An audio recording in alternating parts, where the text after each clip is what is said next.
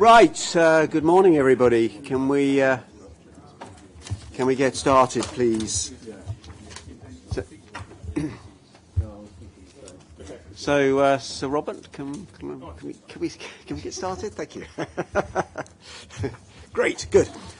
So welcome everybody to the February board meeting, and we have an apology from Lewis. Is there any matter anybody needs to declare an interest in before we go any further? Okay, that's good. We have the minutes of the meeting of the 17th of January. Are they a true and accurate record of all we discussed? Excellent, thank you very much. We'll approve those. On the action log, there are various things either already dealt with or on the agenda. The only one that isn't is the report on enforcement, and that's coming to the RGC next month. So I think everything on the action log is okay. Agreed? Was there anything arising from the last set of minutes that anybody wanted to raise that isn't either on the action log or otherwise on the agenda? Great, good. So we then move to the work of the Health Safety Investigation Branch. And Keith, a very big welcome to you. Thank you very much for coming this morning. We are obviously extremely interested as a board to understand how you see the branch developing and working and the interaction with us. So thank you, and can I just hand over to you, please? Yes, of course. Thank you very much, and good morning to everybody. So I just want to give you a sort of a 5-minute overview of the background of the HSIB, the Healthcare Safety Investigation Branch, and what we're currently up to. So we really have one aim, that's to improve patient safety by getting the most out of learning from all the incidents that take place. And there's 4 ways I think that we are looking to achieve that. We want to introduce safety investigations that don't apportion any blame or liability. We want to raise the standards of local trust investigations. And overall, what I would like to do is to try and professionalise safety investigations so that we're introducing, if you like, the art of safety investigation as a discipline in its own right. So looking at full-time, fully trained safety investigators. That's what they do. It's not in addition to a day job. And fourthly, I guess the output from the investigations will be public reports and safety recommendations. And in my view, the vast majority of the safety recommendations that the HSIB will make will go to the national bodies. The idea is that they aren't made to the local trusts. We are looking at going to professional regulators, colleges, perhaps even the CQC. The way we'll go about this is that anybody can make us aware of an incident that they may think that we would like to investigate. We have a website where we publicly stated what our criteria are for investigating, and very briefly there are 3 criteria. Well, there are 4. The event has to have happened after the 1st of April 17 when we became operational. Secondly, there has to be harm or the potential for very serious harm. Thirdly, there needs to be an underlying systemic issue to make it worth us looking at it. We're not interested in a single event in a single trust that isn't potentially replicated elsewhere. We're looking at systemic problems. And fourthly, we want to make sure that we can add value. There is value in the HSIB doing the investigation. We're only funded for up to 30 a year. So we need to pick and choose fairly carefully where we place our resources. And it's important that to understand that we are not replacing anything else in the system. We are in addition to the local serious incident investigation or whatever else may be going on. And we might not necessarily be the only investigation in town. And if I just come onto that, we don't apportion blame, as I said. It's a fundamental part of our type of safety investigation that we don't apportion any blame or liability, and we see ultimately a change in the culture by looking at actually what could the system have done to have prevented this issue happening, not what an individual could have done to change it. And what we also bring is, through our investigators, is a wide variety of background. So there are clinicians, there are engineers, there's even the odd pilot or two, but in particular, we've got a lot of focus on human behaviour. So we have a lot of human factors specialists to look at the behaviours that perhaps led to the incident taking place. So that, if you like, are the principles with which we work. We've undertaken so far, I think we started 10 investigations. We've published 5 or 6 interim bulletins to date. We haven't got as far as a final report as yet. And we will continue making interim bulletins until we get to the final report stage. The other thing just to add is that we've also been asked by the Secretary of State to undertake some maternity investigations. And I think we need to recognise these are different type of investigation, but only in the size and scale. The basic principles will remain the same. They are not investigations to apportion any blame or liability. But what we have been asked to do is to investigate all the incidents that currently the Each Baby Counts criteria apply to. So that tends to be babies that at term are stillborn, or they are brain damaged, or this is recognised, or they die within 7 days of being born. And we've been asked to do all those investigations in England. So last year that would have been about 1,000 investigations. So that's quite a big change for us to try and take on this work. So we're working up to start this work as of April, May this year. And we will start to roll out teams in various parts of the country to undertake these investigations. Now, these are the same principles, but one of the big differences is that these will replace the local trust serious incident investigation. And so the recommendations from these, each investigation will be into an individual incident, and so there are more likely to be recommendations at local level. And then we will use the national HSIB to aggregate some of the findings, some of the data, and then look into some of the themes from that into some of our larger national investigations. So hopefully that gives you an overview of the type of work that we are looking to do in the future.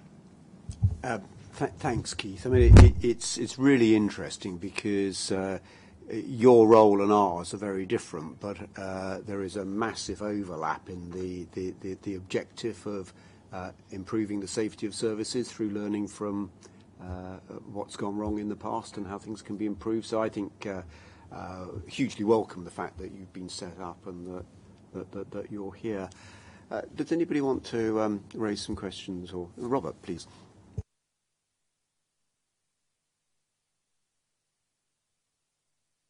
You being set up. Thank you. The question I have is this: the techniques that you describe, which include, in my view, a very welcome focus on no blame, but also human factors and systemic explanations, is something that clearly you will be deploying in your maternity service, single incident investigations as well as your national level ones. How would you suggest that those skills get applied more readily, assuming it's thought that they're good skills, and I believe they are, to the wider range of investigation that is currently undertaken, often internally, by providers, some would say often without those skills and without the resources to have them? Well, I think, first of all, we're still in a development phase as we actually work out how our techniques actually go down in the various settings. And I should say we're not just into acute care, we'll be looking at primary care and anywhere where NHS money is actually spent within England. But I think as we develop the model, we are working with higher education authorities to actually help with the training. We've been working particularly on maternity with various maternity units to understand how, again, we can get that the training in what we do in the process and the methodology. And I think once we've established that, I'd like the aspiration is that we would have publicly we could explain how that works, what we do, and then we could encourage the local trust to follow the same route, and potentially we could even work with higher education providers to actually offer various training packages that meet the same standards that we are setting ourselves. Because I think if we're going to professionalise investigations, having that dedicated training, not just a day or two, but a dedicated training courses is fundamentally important. Keith, thank you very much for that. I very much welcome your leadership and HSIB's leadership on improving investigations when things go wrong in healthcare. It's something that I think healthcare generally has not got right, making sure that we learn when things go wrong and make changes for the better. And this is a great step forward, so we look forward to working with you going forward. As Robert was indicating, I hope this will be the beginning of an improvement in investigations across the board, and you will be seen as an exemplar that everyone can learn from. We have been critical in the past about serious incident investigations we've observed in trusts, and there's plenty of room there for trusts to improve their local investigations, and I hope they'll be able to learn from your investigations in doing that. But I suppose what I really feel this is about changing the culture of the NHS, or healthcare, should I say, because it's not just an NHS problem, and moving away from the very defensive culture when things go wrong to a culture of openness, transparency, where there isn't recrimination, but there's a genuine desire to learn and improve services, and use, if you like, things going wrong as an opportunity to drive safety improvements rather than see them as a threat to the system. So I hope we can both be part of that change of culture going forward. I absolutely agree, and I think by demonstrating consistently that actually this is what we do, that we are sensitive with the information that's given to us, and that we do actually get the most out of an incident without apportioning any blame or liability time and time again, then slowly we can achieve the same culture change that you want to do as well. So Liz and then Andrea. Yes, just wanted to really build on what Ted asked. So, I mean, I think from the point of view of individuals and families who are affected by these safety incidents, two things particularly matter often. One is accountability, and I think that's not what your part of the whole system is going to be pursuing. And the other is that kind of sense that you just don't want this to happen to somebody else. And that's the point that Ted was making about real learning. So, it's not enough even just for somebody to be found accountable or people to be found accountable if the learning doesn't actually happen. And I suppose that, and we know that that learning happens better in that environment where you separate that out from the processes of accountability and justice, etc. Where people feel they can speak openly and really learn, not defensively. But I just really wanted to ask you how you think that your findings will help feed into that culture change. So you'll be producing the reports. What might you be able to do, perhaps working with others, to make sure that learning really gets embedded and taken up? Well, I'm pretty new to the whole system, but I'd like to think the fact that we're making recommendations to the regulatory bodies, to the national bodies, will be quite a difference from perhaps what's gone on before. And I understand a lot of the local investigations can only really focus at the local level. I'd like to think we're not going to go down that route. As I say, I think very rarely will we make recommendations there. But if we can, make recommendations to people like the GMC and go, actually, have you thought about this? What about this area? And try and focus the attention there. I think there is more potential to make changes that will actually they will stay, and they're not short gaps. Thank you very much, Keith, and it was good to have the presentation, and really welcome the idea of making these investigations more professional. I remember doing them as a jobbing general manager 20 years ago, and it doesn't feel like things have moved on since then, so it will be good to have that. Just picking up on the point that you've made, which is that your powers extend to anywhere where NHS money is spent in England, which does, of course, include adult social care services, particularly in respect of nursing homes. And I'm not sure that that's widely understood in terms of that reach that you've got. So I think that there's two important things for us. One, the joint working between our organisations is not just kind of through the Hospitals and Primary Medical Services Directorate, but with adult social care as well, and recognising our independence, both of our independence, because as a regulator we've got criminal enforcement powers to take into consideration when harm has happened, as well as kind of what you want to do around learning from that, but also to make sure that we're making the connection with local authority safeguarding and the reviews that happen there when things go wrong. So it's just to kind of flag that up and to emphasise the point that you will have that reach into adult social care, which, as I say, I don't think most people really understand. Yes, and actually it's worth emphasising we are really trying to develop our techniques, I think, as I said earlier, and we would welcome more people making us aware of different events in the different settings, so that actually we can test ourselves and see, do our techniques work in all these different care settings. So our website has the opportunity for anybody to raise an issue with us, and I would really ask people to do that. Thank you. Keith, is really, really interesting. As I said a few minutes ago, I mean, I think we have a overlapping objective around improving quality and safety, so it's really interesting. And I hope that we can not only just continue a dialogue with you, but if there are things that we at CQC can do to help you as you establish and develop, please feel free to come back to us at any time. I'm sure we would all try and help if we can. Unless anybody has anything else, David, do you want to add anything? No, Keith and I have met on a number of occasions since he came into post, and I think the theme of the meeting is just how important that relationship is.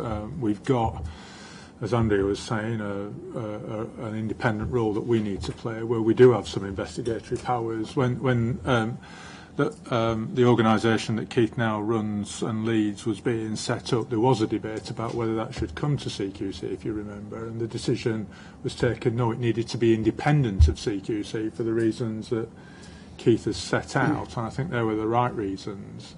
But this interface, I think, between what Keith and his teams all do and what we do is an important one. We just need to keep the right distance, I think, in relation to this, and work at that relationship. And I think I'd be confident we can continue to do that just by continuing to talk on these issues. We can do memorandum of understandings and all those kind of architectural things, but actually the most important thing is the conversation.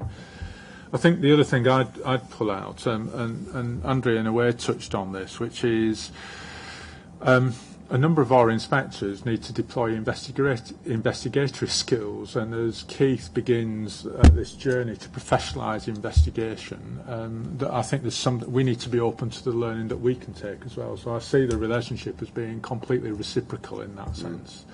I think the learning that can come out of this can help people that are running and delivering services, but I think those of us that have a responsibility to scrutinise from the outside services can actually learn together how to do that as well. So hugely important, and I'm just really pleased to see Keith now got 10 investigations underway and beginning to get that product underway. I think it's a great achievement and something that we need to keep close to him on without each other crowding out each other's space, and just getting the appropriateness, because there'll be lots of people that will have a view on us getting too close and too far away, and we just and I would have a view on that. Quite frankly, we need to just to curate that in the best sense of curating it. But well done to Keith for the work that he's done to date, and commitment from us to work closely with him.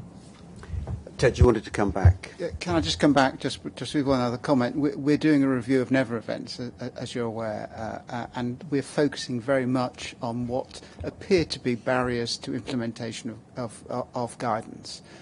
And I think there is an issue, which I'm sure you'll come across with your investigations, is that there is a lot of guidance out there, but actually reliably making sure it's implemented on the ground is sometimes a real challenge for the system. And we're trying to explore through our Never Events review why guidance isn't always implemented effectively and why Never Events continue to occur. And I'm sure this will be a theme that comes through some of your investigations as well. And be keen to hear your views on it as you take forward the investigations.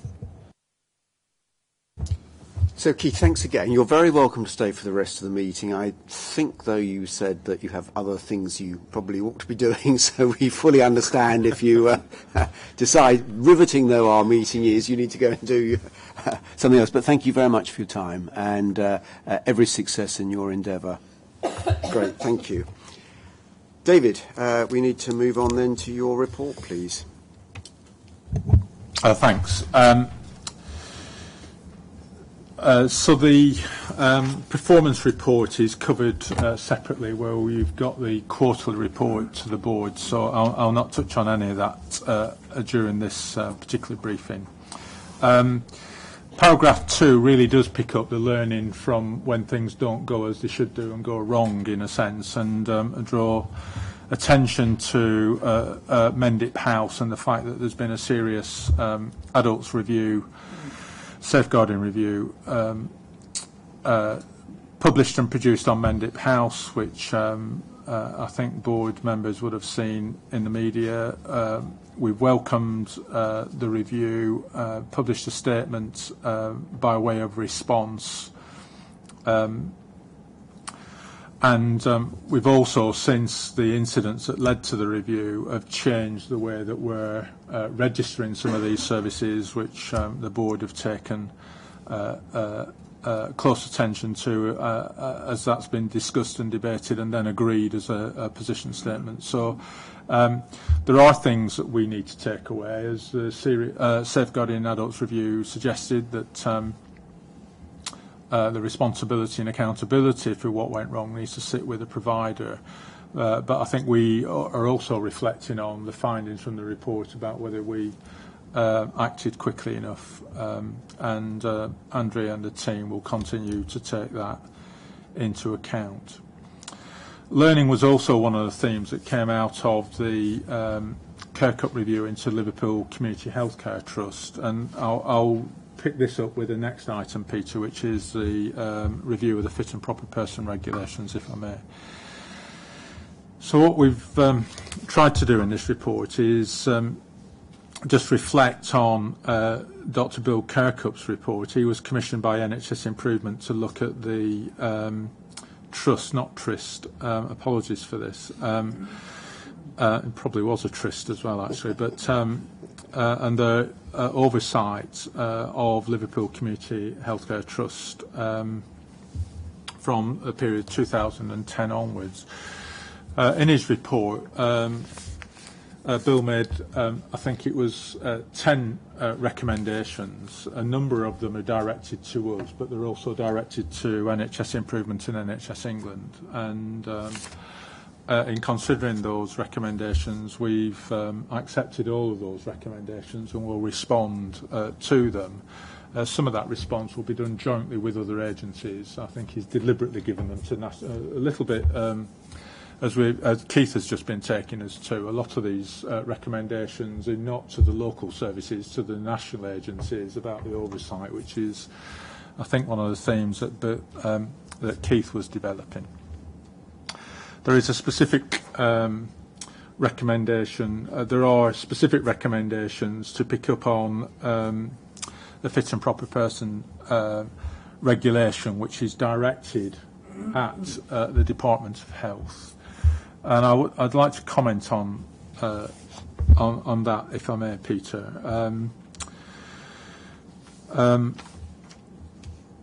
The recommendation talks about CQC's fit and proper person test, and I just want to make what seems to me to be a pretty important point, that we don't have a fit and proper person test. What we've got is a regulation which was agreed by Parliament, which was proposed in response to Robert's report when he produced his report on Mid-Staffordshire in 2013, just over 5 years ago now. And I think one of the issues in Robert's report is, and I went back and reminded myself of this when this Bill Kirkup's report was published. Here it is, just in case you don't know what it says on page 109, Robert. Oh, yeah. But the serious point is, on this issue of fit and proper person, I think you should speak to this. Your recommendations were about the development of a code of conduct, about having some code of ethics, having some standards which people should support in the delivery, and you raised this question of whether there should be a register. I think the regulations that were passed, that we've been operating in, were based on your recommendations, but they stopped short of those full recommendations. And what we were left with was the responsibility which is placed on trusts, for trusts to satisfy themselves that their appointments are of people who are fit and proper. And the CQC role was to assess whether the trust had applied that regulation in the way that they operated. I think there is a narrative that says that CQC should actually determine whether people are fit and proper, and whether that determination should then result in whether they should be able to be employed in other places. I understand why people would say that, but that's not the regulation that we think we've been given to operate. So when the report, Bill Kirkup's report, was published, the Minister for State for Health, Stephen Barclay, made a statement to Parliament, and in that statement he talked about a review of, again, CQC's fit and proper person test, and as I say, it's not CQC's test, it's a regulation that was agreed, proposed by government and agreed by Parliament. But what he did talk about was a review that will address the operation and the purpose of the fit and proper person test, and I think that scope is important. So I think the purpose of the test is an opportunity for the review to consider whether the response to Robert's recommendations and the regulation that we've been operating in is the scope that people want to see. One of the issues that came out in the Minister's statement to Parliament that day was around an individual moving from the NHS in England to another part of the NHS in the United Kingdom. It is this sense of people who are seen to fail, can they go somewhere else and actually be employed by somebody else? Which is akin to some of the issues which I think were that sit behind the idea of a register of, do we know where people are, can they be struck off? And I think it is true to say that part of the tension we've been operating in, Peter, is this issue about the people that wanted to see a register where people could be held to account, and that would include being struck off a register, and what it is that we've been asked to deliver through the application of the fit and proper person regulation. And that's a bit about scope. I think there's something that we as an organisation need to be open to,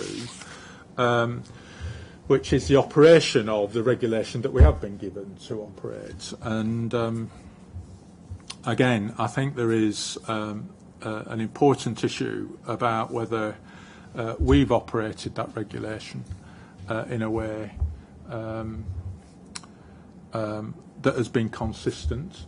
My personal view is I think that is exactly what we've tried to do. The board will know that since the regulation came in 2014, we've carried out a review of our implementation.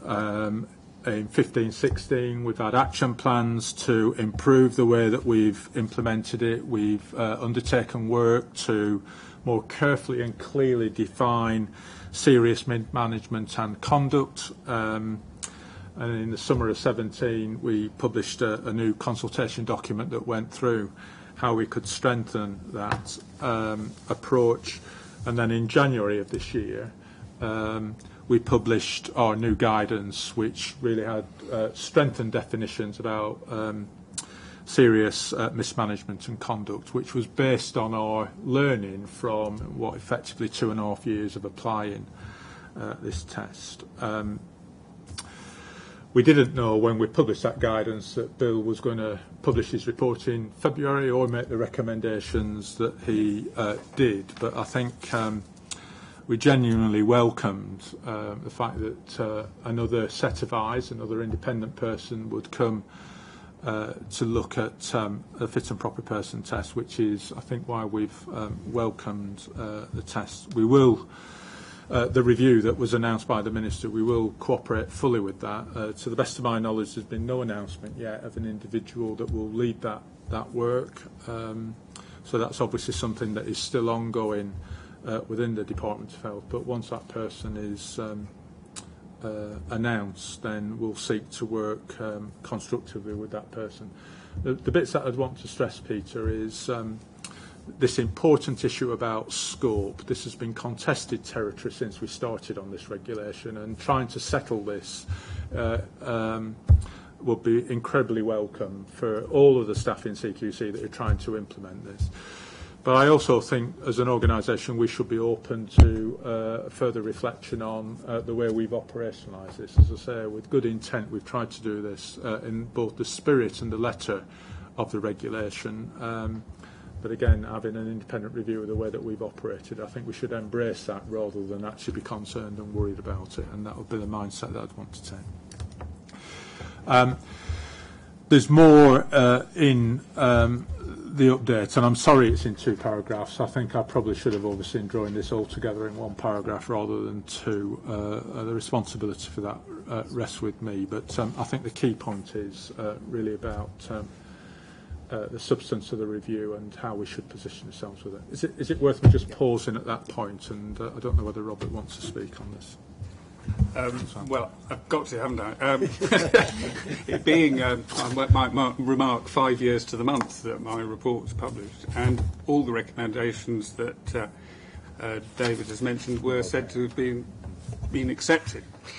Can I say I've never felt any proprietary rights in relation to how any of those recommendations, or any of the other recommendations for that matter, should be implemented, because implementation is always in a sense, a much more challenging business than making the recommendation in the first place. One point perhaps David didn't mention was that amongst those recommendations, and that group of recommendations, was the idea that if the fit and proper person test or regulation was to be used, that its operation should in fact be kept under review in effect to whether it was an adequate answer to the concerns that were raised in the report. So for that reason, and in addition to the fact that it's well known that many people have not been satisfied, rightly or wrongly, with the way in which that regulation has worked, I welcome a review at this time. I think it's the right time for such a review. There's been experience since my report which can inform such a review, and what the outcome of that is will be anyone's guess. But clearly it's the right thing to do at this time. All right. Thank you, Robert. David, back to you. And thank you. And then the remaining paragraphs of the report are really updates. There's been a lot of media publicity about and speculation in relation to the future of Four Seasons Healthcare, and we've previously briefed the board on the engagement that the market oversight team have had with Four Seasons Healthcare, and some of this material in these short paragraphs was in the public domain in that second week in February, and I've just repeated it here, Peter. Basically, this is a group which is going through a restructuring. There's certain milestones in that restructuring which we've laid out in the report, and Stuart Dean, the Director of Market Oversight, and his team, along with Andrea, are all very carefully and closely engaged. Some of this work remains confidential, which is why commercially confidential, which is why we don't say a lot in the public domain, but this is all information which is now public, so we can repeat it. The opportunity here, I think, is just to state how important this work is, and just how engaged the market oversight team actually are in relation to this. And I suspect can be anticipated to be further publicity in relation to this as we get up to some of these milestones which are set out in the report in March, April, and then again in June. And then paragraph 5, I want to just draw attention to some important work again which is underway within the organisation in taking forward the local system reviews. Steve and Andrea are heavily involved in participating in these reviews themselves, but we have teams on the ground, very, very good teams in my view, that are leading this work. And this week we've published reviews in the past few days we've published reviews into Birmingham, Coventry, and no, let me get this the other way around. We've published some of the reviews into East Sussex, Plymouth and Oxford, and we've got reviews which have been underway in Liverpool this week, but just completed Birmingham, Coventry and Bradford reviews. I think the significance of this work is just the importance of some bit of the oversight system, in this case it's us, being able to look at the system. I think as the focus and reorganisation of the NHS in particular begins to look at the way systems operate at a local level, this is hugely important work for CQC both now and in the future. And we'll continue to complete these reviews, and I think we're on schedule to do that by the spring, with a view to publishing a report in early July on the outcome of the reviews and the learning that can be taken. As I say, I think one of the key issues is the importance of that oversight of the whole system. And no other organisation is doing that, and we're uniquely placed to be able to do that. And then in paragraph 6, really drawing attention to 3 reports we're going to publish over the next few days. One on children and young people's mental health services, which is due to be published on the 8th of March. A report on mental health rehabilitation units, and then our annual report, which will be later this month, on the operation of the Mental Health Act. Thank you, Peter. I think, David, there's listening to you talking, it just reinforces just how many of our people are doing some really great things, and it is just worth sort of noting and thanking them here. I think the market oversight team, I'm privy to some of the work they've been doing, been phenomenal in what they've been doing recently. The local system reviews have been really superb, and the teams involved in those have been excellent, and the reports that we're about to publish, along with reports that we've been publishing over the last few months, again, are all really good. So I think just a big thank you to everybody that's involved in all of those, as well as the other activities that aren't in your report today, but often arise. Is there anything anybody wants to raise in relation to David's report? Wow, right, good. So on we go then, Malta, to the performance report, and you won't get away quite that lightly, I don't expect. Thank you very much, Peter. In a moment, I'll let Kate Harrison, Director of Finance, talk to the budget over the last quarter, and my Chief Inspector colleagues about the operational performance. Let me focus specifically on the points around our business plan and our risks, which are included in the report. In terms of the deliverables that we set out in the business plan for 2017-18, I'm quite pleased to report that the majority of them is on track. There's one that is rated amber at the moment because we had to change the delivery timetable for the development of the provider information collection for adult social care services, which is a core part of the beginning of the changes that we're making to how we use digital systems. So while we're behind on that, it's an important thing to get right. And we're continuing to have conversations, of course, with the sector about how and when we roll this out. Secondly, we've reviewed the current risks to the organisation and wider delivery, and there's no changes to the risks that are set out in the business plan. There are currently no high risks listed. And finally, we continue to track and monitor the progress that we're making on any recommendations made by our internal auditors through the Accountability and Corporate Governance Committee, which is chaired by Paul Roux, and where we have made progress on most of these, but with a focus on a number of actions that were flagged by our internal auditors as high priority, but that, as you can see in the report, are currently being actioned. So there's no things or recommendations that we're not following up. So there are 2 or 3 things where the time it takes, for example, to make some of the changes to our governance or the benefit realisation simply takes time to develop properly, which is why these sections haven't been closed, and quite rightly so, until we're confident. So those were the issues I wanted to highlight from that perspective. Kate, I'll hand to you on the budget. That's fine. Thank you, Malta. Just briefly, we at the end of Q3 we were underspent, had a net surplus of 8.1 million, which is made up of an underspend of 10.2 million, offset by an under recovery on income. We are forecasting. We still are forecasting in beyond Q3 a surplus of around 10.2 million. That's largely on pay, although some still on non-pay due to the continued drive for efficiency in the non-pay area. And linked to that is that we and colleagues in the People Directorate are moving or have moved to an always-on recruitment model. So next year we're hoping that that will enable us to have a steady stream of people coming in and that we're not underspending on pay.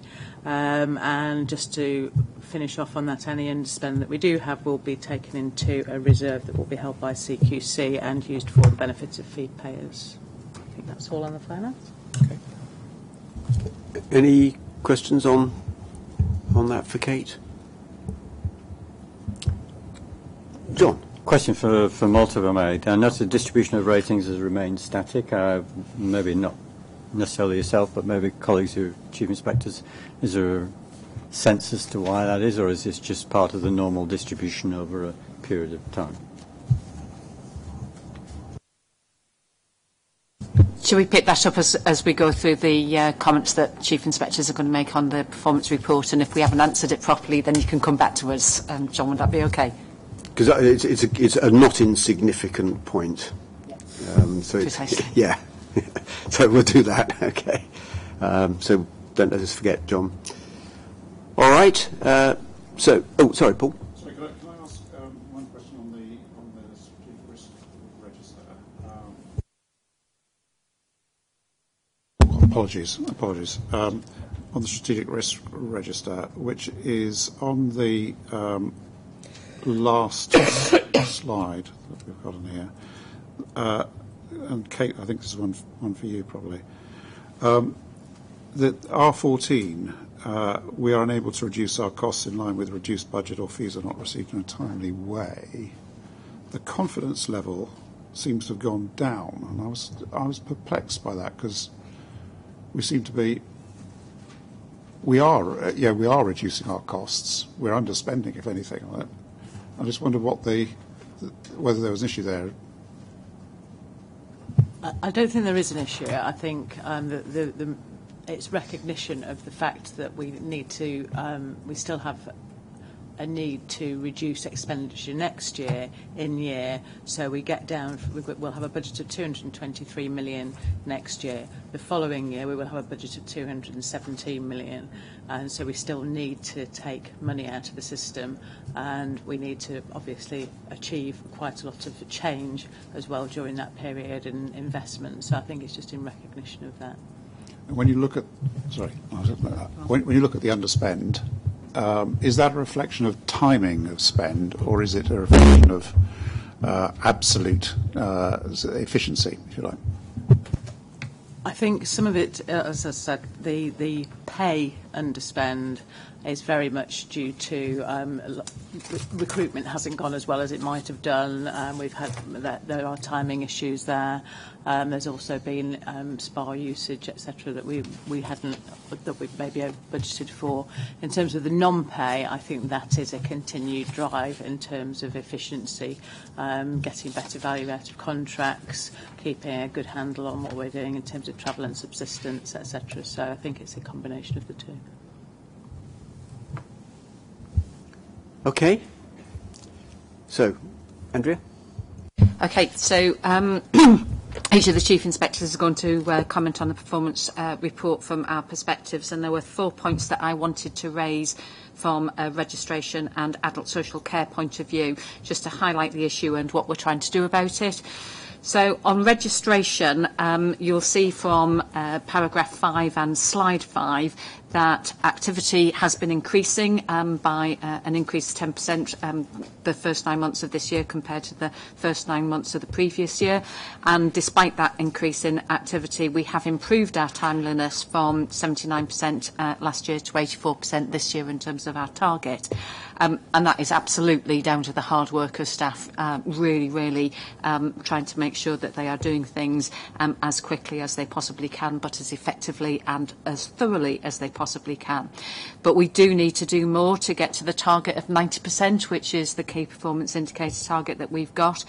And key to that is the registration transformation programme, which is looking at 3 things, but 2 things that will impact on this. The 3 things are, 1, changes in policy, which are to fit in with our strategic direction, but also to streamline our processes and procedures, as well as taking advantage of the digital developments to improve our efficiency.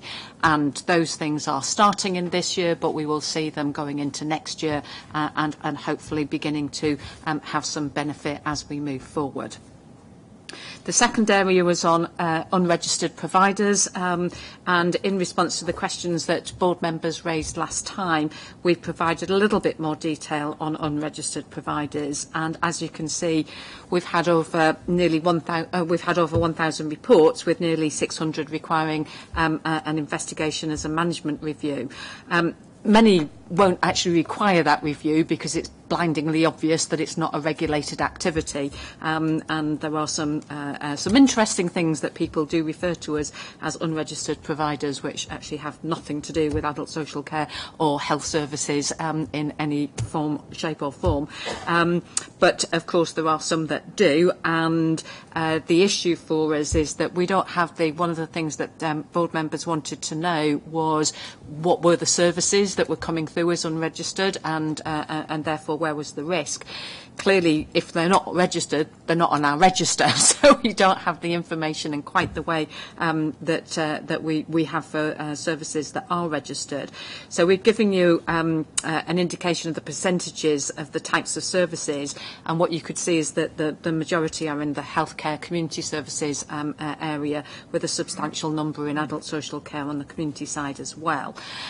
The issue for us, I think, is that this is activity that is increasing, both in terms of people referring information through to us, and those referrals being areas that we've got to do work on. So we are looking, as part of the whole registration transformation project, at how we can better record what we're doing, so that we can reflect that both in our workforce planning and management of the activity, but also so that we can report that better to the board in terms of what we're doing and what the outcomes are. So there is more work to be done on that one. Sorry to interrupt. Is there also a communication issue here? I mean, both that there are people reporting unregistered activity when actually no registration is required, so they were misinformed. But I guess that quite a lot of those people who have carrying on services that should have been registered have done that in perfectly good faith. They just didn't realise that they were doing the registered activity. So is there a communication process we need to be thinking about as well? There is indeed, and I think that one of the indicators of our improved profile is the fact that we've been getting increased numbers of referrals.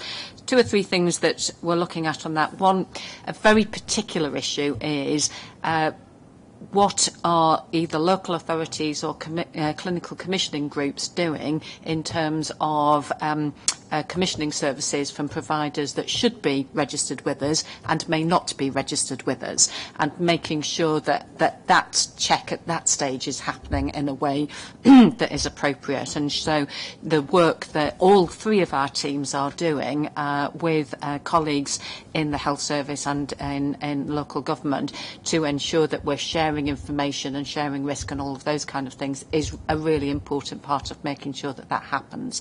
And I think the other thing is being just clear, and work is happening on what our website looks like and what information is there, being clear about what is a regulated activity, and therefore what people should be identifying as either they're going to be doing it, so they should be registering with us, or indeed people are seeing it happen and it needs to be registered with us. So that Chris Dave, as our Director of Engagement, is very cognisant of all of that and taking that forward.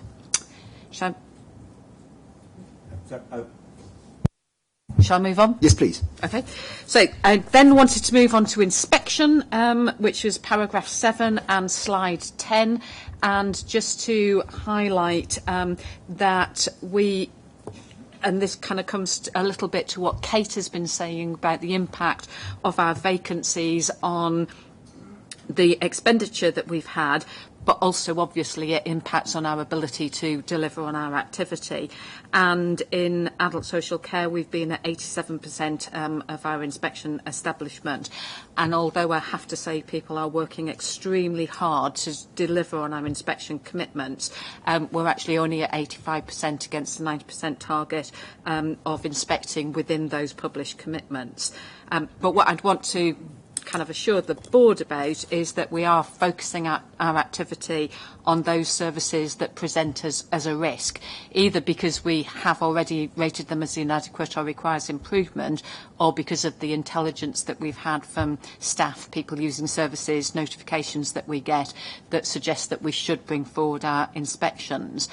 And managers have been working very hard with the recruitment team, and pay tribute both to Ruth Bailey's team in the People Directorate, but also to my managers for the amount of work they're doing to try and make sure that we get ourselves back up to full establishment and that we recruit into next year so that we can improve that position. But we're also monitoring what's happened as a consequence of this to make sure that we are going back to the right places. And then last but not least is on the rating slide, which is page 11 of the slide deck and paragraph 8. And I just wanted to correct a sentence in the report, and apologies for this not being correct in the first instance. What it should have read at paragraph B is that 23% of 4,847 good locations that we've gone back to, not 715. I'm not quite sure how 715 got in there because it's not a figure I recognise at all. But 23% of nearly 5,000 good locations we've returned to have deteriorated. So this starts to come to John's question about what's happening out there in the services. And what we are seeing is a number of things. One is we reported in the State of Care last year that we were concerned about the fragility of the adult social care sector and the difficulty of sustaining good quality care, and that concern remains a worry, and we are continuing to see that as a problem. When we go back to requires improvement services, we see a greater level of improvement because they can go up to good, but we are now going back to a lot more good services, and we are rating about 78% of services as good. Not as many of those improve to outstanding. We are seeing some improvement to outstanding, which is fantastic, and all due credit to the providers who are doing that. But we are seeing that deterioration, and the more good services we go back to, the more deterioration in terms of numbers we'll see because of that kind of quirk of the statistics. But what it does mean is that we are seeing a real challenge to sustaining good quality care in adult social care, and it means that we have to be very vigilant, and that's the reason why our inspection programme is really focusing on making sure that we're returning to services where we think there are risks and responding when those risks are flagged up to us by others. So I just wanted to draw that out, which I was going to do anyway, but John kind of led us into it with his question. So I don't know, John, whether you want to come back or whether anybody else wants to raise anything with Andrea before we move on. Okay. Sorry. Yeah. Is a mandatory safeguarding alerts your department? Mandatory actions, rather. All three of us have responsibility for mandatory safeguarding because they could happen in any of our three directorates. That's got a red flag by it, and in terms of the KPI. And yeah, and I had a conversation Monday with my team about this because the numbers are small, but they are obviously absolutely critical, and some of this is people, frankly, not completing the bit in the in our customer relation management system to say actually they have completed the mandatory action. I've had reports back of areas where they followed up the safeguarding alert with the individual, but actually needed more information, and so it was taking a longer time. So they didn't tick the box to say that they had actually followed it up and passed it on to the local authority, which is what we're requiring them to do, and because they were getting that further information. So again, it went out beyond. The bit that I'm really asking managers and teams to look at is that where inspectors are getting those notifications when they're out on inspection, and then they're coming back and they've missed a day or 2 days to be able to respond to it.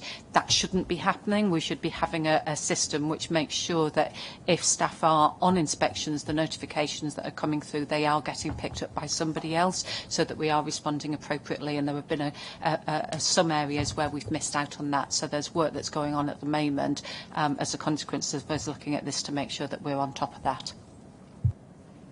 I mean, you say the numbers are small. We're talking, if I'm reading the chart right, 100. I mean, they're not necessarily one area. 700. I mean, I can tell you my figures. The breakdown. We have 46 alerts. We're 96% within target. So you're above target. Above target. Yeah, we're 96%, not 100. We'd like to be 100. Thank you. But the numbers for us are very small, so we would only have a tiny number compared with adult social care. Jane. Thank you. I've got a point about whistleblowing pie chart, but before that, can I have a little bit of fun? Because there's on the health and safety reported accidents, what are all these dangerous objects? There's somebody crushed against object, somebody struck by moving object, somebody striking against stationary object, and there's a near miss. I got some enjoyment out of reading that, but there's obviously some dangerous objects around the CQC world, but that's not the point I want to major on. On whistleblowing, what would it take for the circle, it's on page 4, the accidents I've read, on page 7, the whistleblowing trends, what would it take for the little grey circle to turn red or green? Are we simply just counting up people who, I don't know, I'm looking at Andrea, but you may know the answer to this. What would it take for the sort of the grey circle, which either would flag green or flag red? Is it just would it ever go one way or the other? Are we just counting and just noting the amount of whistleblowing activity?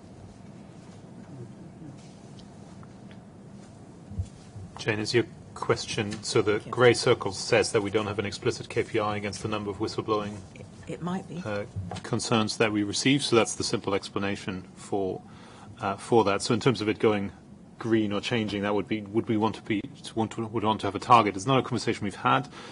Personally, I'd say we are interested as many people talking to us as possible, because we're interested in everyone raising issues and concerns or highlighting good quality care. I wouldn't want to put a number on that, because it'd be very hard to say what would be good or what would be bad. I think as many people as possible who feel open to talk to us because of the huge value of those conversations to us is the right thing. So that explains why it's a grey circle rather than green or red. Yeah, that's okay. Yes, okay. Follow that up with the vast majority, in terms of the section of whistleblowing reports, are said to be noted for future reviews. Could I just suggest, certainly from the mail that ends up in my inbox, there is a degree of frustration, I think, amongst those who communicate to us in relation to what they get fed back, which is a rather standard form letter which says your information is very important to us. It's noted for future response, and I suspect a lot of people aren't terribly satisfied with that response. I'm not saying it's the wrong thing to have done, but there's something of a gap in terms of the relationship with the whistleblower about that, because some of them will have plucked up a lot of courage to do what they've done, and they're told, thank you very much for your information, it's important to us, in brackets, goodbye. And I just wonder if we could think a little bit about how we manage that. So we've discussed that particular point before, and I think one of the things that we were trying to do better was to close the loop when we report. So somebody's raised an issue with us, we have taken it into account in an inspection, and either we were satisfied there wasn't an issue, or we've taken some action, or whatever. But we don't always reference in the report that information was used. So certainly when we discussed it before, there was an intention to reference back at that point where we can. Maybe other ideas. Jane, as somebody who trips over things from time to time, I don't think they're necessarily dangerous stationary objects. I think it's dangerous people walking around. But more seriously, of course, this is not just within CQC premises. I mean, the serious point is this is people out on inspection, and some of our people do operate in environments which, I don't think are necessarily as safe as they should be from a personal point of view. Okay, we're happy to move on. Steve, is it you next? I'm very happy to, Chair. Thank you. Good. Go for it, Steve. On the whistleblowing, again, it's very difficult sometimes for us to report in reports, because if it's a single-handed GP or dentist and the whistleblower is the only other person working in the practice, to identify that information from a whistleblower helped actually identifies the person. So it is actually quite tricky in our sector, and we've certainly had some. I have to be careful what I say. Some interesting cases where it has helped us with our judgment. I promise you be brief. Good news for us is that we've had full recruitment of all of our staff for some time now, for some months, and I think that has contributed to the very good showing in the staff survey, which is later on the agenda. I do lead on the local systems review. I spend most of my time at the moment on them and out and about. And Andrea has been fantastic, actually, in providing support, particularly for one report where I couldn't be involved myself because of where I allegedly live and work. And we're learning a lot. But I wanted to put it as performance because it's not in the performance chart. But we're on target for all of what we set ourselves on the local systems review, both on the report publication as well as the scheduling of the inspections, which are over a 14-week period for those new members to the board. We do have an issue with PERDA and not being able to do some things because of PERDA during the local elections, which will push some things, some report publications back slightly. And I just wanted to note that. As far as PMS and integration, the Directorate go, I'd like to again congratulate our staff on tremendous work, particularly since April, on the median days to publish reports. We are consistently at 26 days, which is superb, given that the National Audit Office were concerned about report publication. The KPI that we declare does show us still at below where we would like to be in that it's at 84%, but they are a backlog of reports from before the pre-April period, and include a number of reports which we publish as part of the KPI, but are not in our hands. These are joint reports published with Ofsted, HMI prisons, and HMI probation. Those reports are part of our target, but they're out of our hands when those reports are published, but the performance is really good. And the final one I'd like to just mention is the 4-quarter non-compliant graph, which has improved a lot and shows on our chart, which is C. I can't remember the page now. Page 8 at 41 that don't have an inspection. We've actually got that down, the current data, to 7. And we do take this extremely seriously. The graph sort of lags behind slightly where the work is. Of course, the focus is on the 3rd quarter rather than the 4th quarter, because you need to prevent them going into the 4th quarter. And some of those, just like in Andrea's, and Andrea has made excellent progress as well, are people who are non-compliant in one area and then non-compliant in another area and a different one as they go through. That's all I wanted to say. Thank you. Thanks, Steve. Any questions? Oh, well, you've got off very lightly, Steve. Ted, see if you can do as well. I'll do my best, Peter. Thank you. Can I just come back to a couple of questions that's been raised? Whistleblowing. I've said here before, I want to say again how important whistleblowers are to us to identifying risks in services, and on a virtually weekly basis we're looking at our inspection schedule and we are using whistleblowing information for that, so it is vitally important.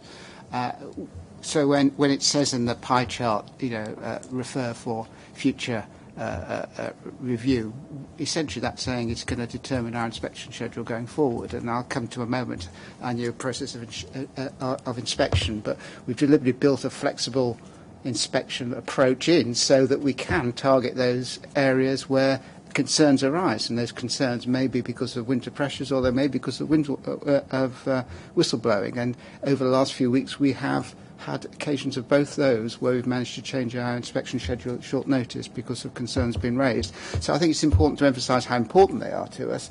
I think Robert's point is, do the whistleblowers get that message back? And I think it's an important challenge. I hope they see our reports when they eventually come out, because the reports often come out a long time after they've blown the whistle. And for the reasons that Steve raised, it's sometimes difficult at the time to link them in, because clearly there is the danger they'll be identified if they get linked into what's going on. And I think it is a very big challenge for our inspectors to make sure they use that information effectively, but don't, if you like, reveal the identity of whistleblowers. And I think that's a big challenge for them, and they are, I think, work very hard at that.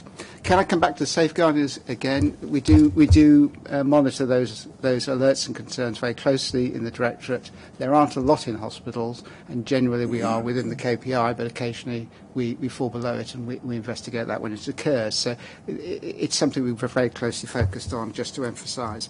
I think the main point I wanted to make is, if you look at the charts on page 10, left-hand side of page 10, and it's covered under section 7 in the report as well, it just shows you how the pace has picked up in hospital inspections since we launched the next phase of inspections, which we've now several months into. And it's very clear that the teams out there are working very hard to deliver this programme, and we're on target for the time being. And I'm really very impressed with the way the teams have taken on this new approach to inspection so vigorously and are driving it forward so effectively. The graph at the bottom left on page 10 shows that we have to do 235 units of inspection a month, and we're achieving that, except perhaps in December when clearly there was holiday time, but we're overachieving it in January. January has proved to be a very busy month. And that's unit of inspection, by the way, is equivalent to a core service in hospital inspections. So that is a lot of inspection activity. It's on average 20 trusts inspected every month that we are doing, and we are delivering on that timescale at the moment. So just tribute to the staff who are delivering that. They're working very hard, and I have to say, with the new introduction of next phase, there have been some IT glitches, and we'll be coming back to that under the staff survey, I think, about some of the frustrations with IT glitches, and they have been really managing that very well indeed and kept the programme going. So tribute to them. The other important aspect of what they're doing at the moment is it isn't just inspecting, it's also building a new form of relationship with providers. And certainly I've been on some of the meetings with them when they've been to see providers as part of the relationship management, and the feedback I've had from providers so far has been really very encouraging. I think they're finding it very positive, the relationships that our inspectors are building that. And that makes up about 30% of their time. So it isn't just an adjunct to inspection, it's a very important part of the regulatory process. Perhaps go over to the next page, page 11, where we look at some of the rating improvements. The situation in hospitals is that there is generally an improvement in ratings, and that's continued this year. I think I've had the figure I've got in my head is 16 hospitals trusts moved from requires improvement to good during the financial year. And this is in a setting where those services are under enormous pressure. And I think we need to recognise that very good work that's being done by services under pressure in improving their care.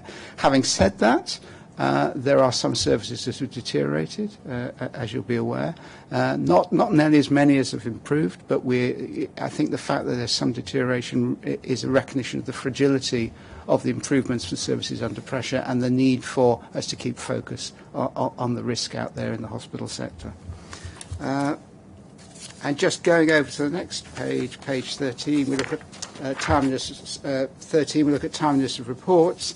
You'll see at the bottom left that we're still not achieving the KPI consistently, but the median time to report writing is falling fairly consistently, coming down. And I think there's a lot of hard work going into turning around reports. There's a bit of a backlog, which I think Steve referred to as well in his sector, and that once we've cleared that, the KPI won't be reflecting the current activity as much as we'd like it to. We are monitoring next phase inspections very carefully to make sure they're coming in on time.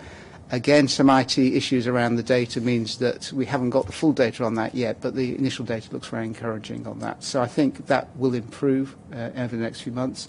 And we are also doing some work to make sure we're up to speed with independent health inspections.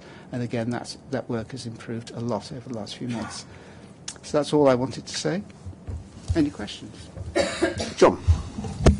It's just me asking a dumb question again, Ted, I'm afraid. Slide 10, the one you referred to, hospitals activity. And I may just not be understanding this properly, but I can see the green undertaken and the blue scheduled, most of which are below 235. How do you get to the 235? Well, the next phase. The next phase started in September, October. So you see, we're over the 235 there. Yeah, but then it goes. The schedules are. Well, the schedules are the ones booked in so far. No, I get that. But we will do more than the schedules. The schedules are always not a prediction of the actual activity. They're because the system, because of the flexibility of the system, some of the schedules are not filled till late. Okay. I think. Ted, I think it's worth just saying that some of the informal feedback I've had from trusts on the new approach has been really positive, because the sort of general feedback is that they have found your work and your reports more useful. And obviously we have a sort of joint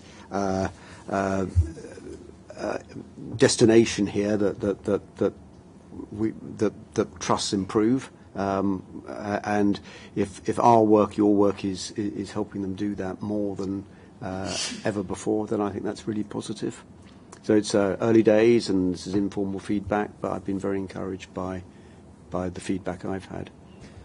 As I say, it's not just the inspections, it's the relationship between inspections, where we're trying to build a really constructive relationship in those meetings between inspections, where we share areas of concern with trusts and, if you like, work with them to make sure they're taking action on them. And I think that's proving very positive.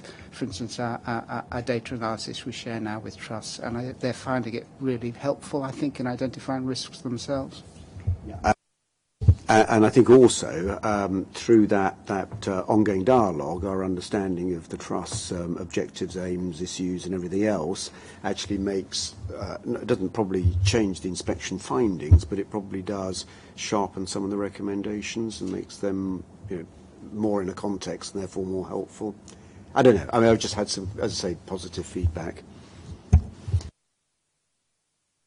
Anybody else want to raise anything? Sorry, Liz, beg your pardon.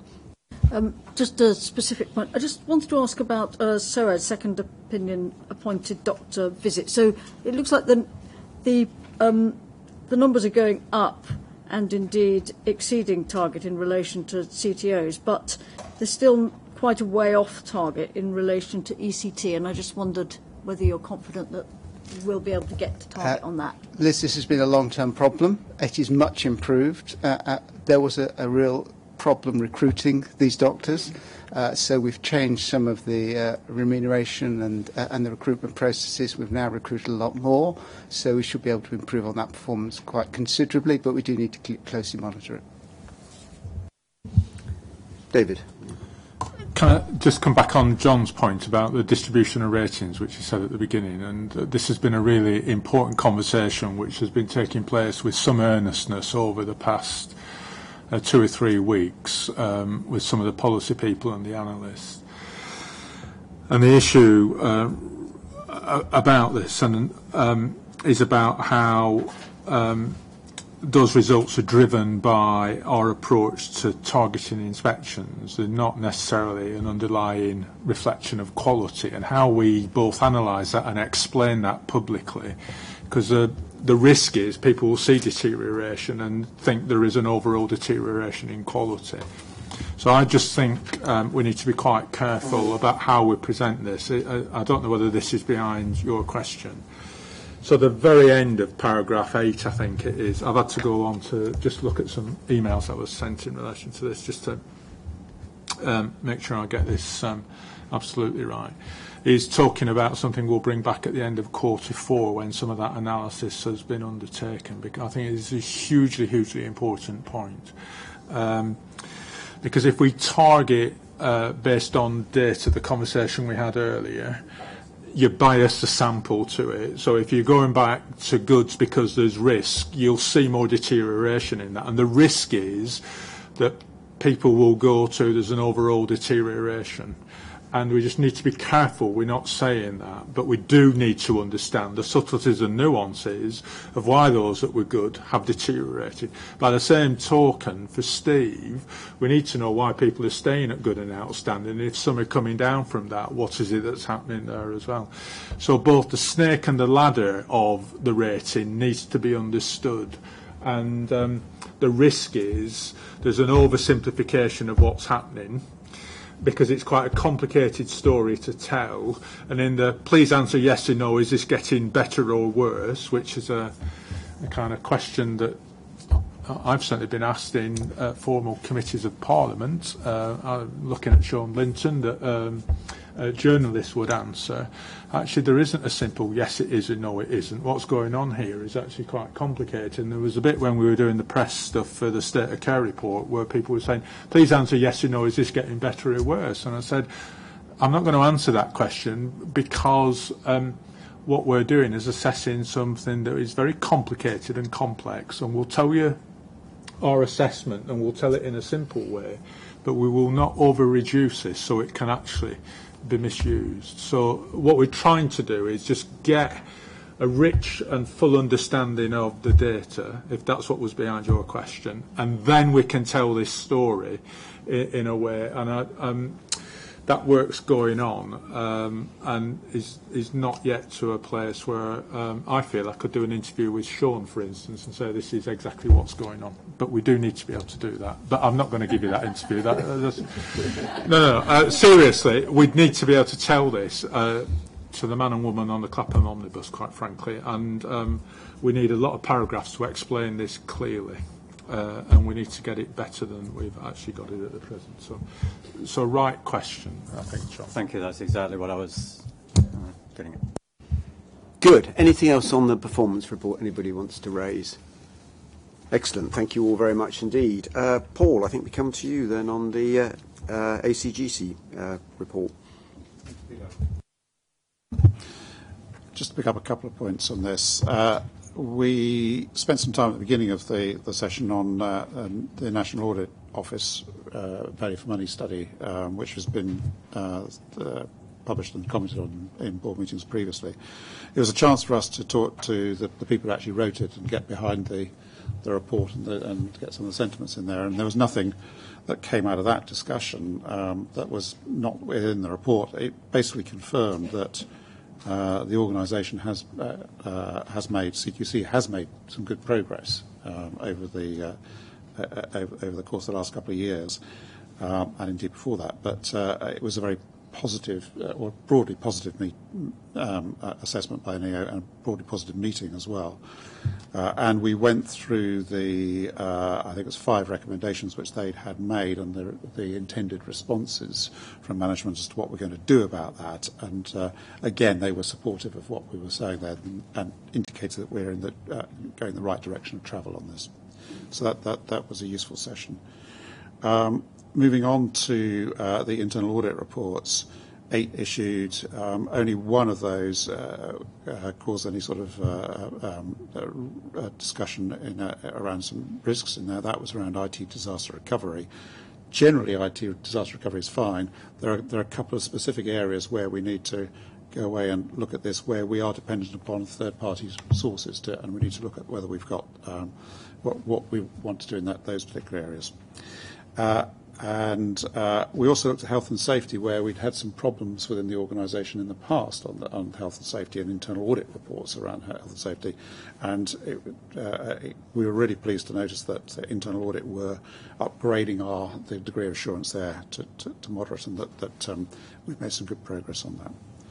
And then we looked at a number of areas of risk and assurance. One to pick out was around the developing IT technology and data areas of the strategy, and looking at the governance and assurance processes which go with the agile approaches which are going on in there, and a commitment by management to come back with how we are flexing our assurance and our governance processes and the right assurance processes to go with those, so that we make sure that we are on top of them and making sure that we're making the right progress there.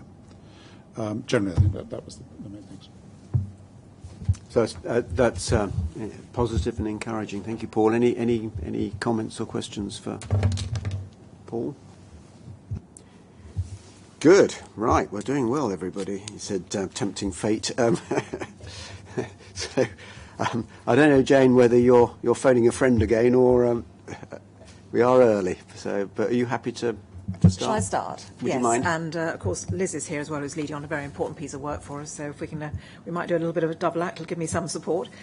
So HealthWatch and HealthWatch England, local HealthWatch, we have laid our report before Parliament called Speak Up, and I think my overall assessment will be that we are in a much, much better place, but there's still a long way to go. I think David was talking just now about how CQC has got the overview of the whole systems, and I think maybe you might say that Local HealthWatch got the underview. They stretch across. They really gripped their local communities. So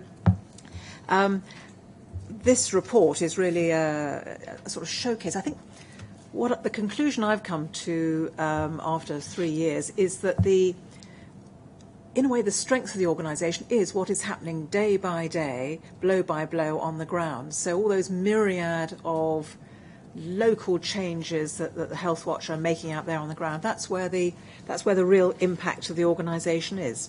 And then that then feeds into what we can do nationally. And the secret of getting more of a grip on all this has been, for us, to professionalise, and I think we have done that now, our own intelligence handling.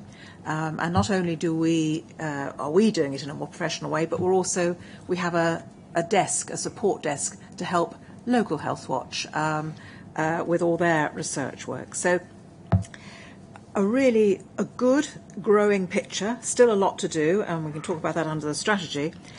But, and it's quite a big but, we have been constantly bedevilled by the issue of Local HealthWatch funding. And on the second page of our report, you'll see we've finally come up with a picture that really expresses this. And I've been asking for what is the so far but no further moment. And this picture really, I think, says it. We were initially handed by the Department of Health Hello, welcome. Don't worry. Apologies, Imelda, it's just to keep you on your toes, that's all. We'll be a half an hour late next time, don't worry. We work them hard at HealthWatch, don't we? I'm just talking about the funding. And this picture, which shows that originally £40 million was provided to fund local HealthWatch, and you can see if it was adjusted for inflation, it would be gently going up. It's gone out through they're all commissioned through local authorities, and that figure has gone down now to 27 million, and that masks a huge variation. Some local HealthWatch are getting the same amount, some are getting slightly more, and some have been substantially cut. And they're now down to the level of funding of the previous organisation, which had far less to do with us, the local links. So we've got a little group. I've asked them to look into what exactly, where are the levers, what can we do about this, if anything. But so they'll be coming back to us in March, because this is now a matter of urgency. I'm now had to write letters to Staffordshire. It all seems to come back to Staffordshire to say that what they were proposing to do was ultra-vires. They have come back to say no, they will stick to their statutory requirements. We've queried that. I'm going to keep that under strict review. And each year I write to the Secretary of State to give him the rundown on local HealthWatch on the funding, and we've told them this is really. We have reached I'm not sure Andrea's tipping point, but this is a very serious situation. So a lot of good work going on, but it's rather like standing on the sandy beach when the waves come out and you feel the grains of sand relentlessly coming away from underneath your toes. That the money is being pulled away, and you can understand it's for local authorities they're in a very difficult situation, but we don't want to be funding their other activities. So, two other points, if I may, on this paper. One is I've been very pleased to refresh my committee. I've got 3 or 4 people who are standing down at the end of in the middle of May. We've just recruited 7 new members who bring with them a wonderful cornucopia of skills in terms of consumer, change, digital, local HealthWatch, social care, public health, mental health, research, and the other 6 are quite good as well.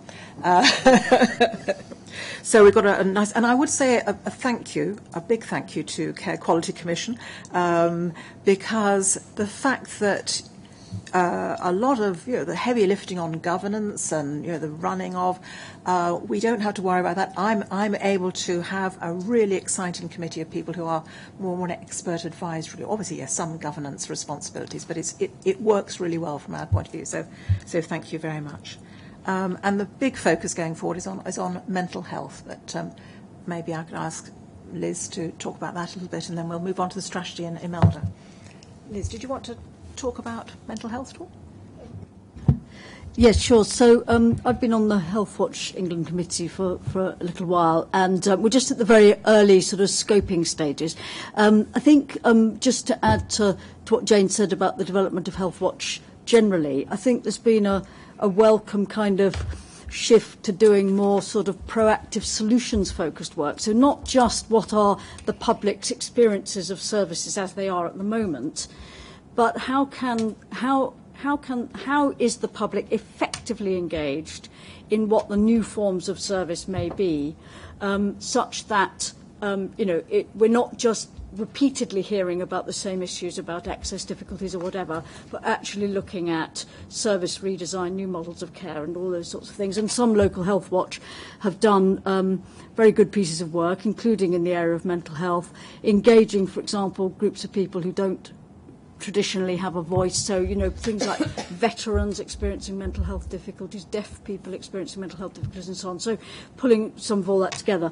We're at the scoping stage in the work on mental health, so we're going to be looking at particular points in the life course where we're both getting high demand on the issue from local HealthWatch, but also where we think we can make an impact. It fits HealthWatch's niche, where there is a serious there are serious issues for particular groups of people, but particularly tricky transition or intersection issues across the system. So very keen not to duplicate the huge amount of work that's been done on mental health and is being done on mental health. And I think just to also say that it's very, I think it's been very good to see how HealthWatch and HealthWatch England and CQC have been working together and will do certainly on this area. I know there's been some linkage on the Child and Adolescent Mental Health Service report that CQC is about to publish, and indeed on quality matters that we may talk about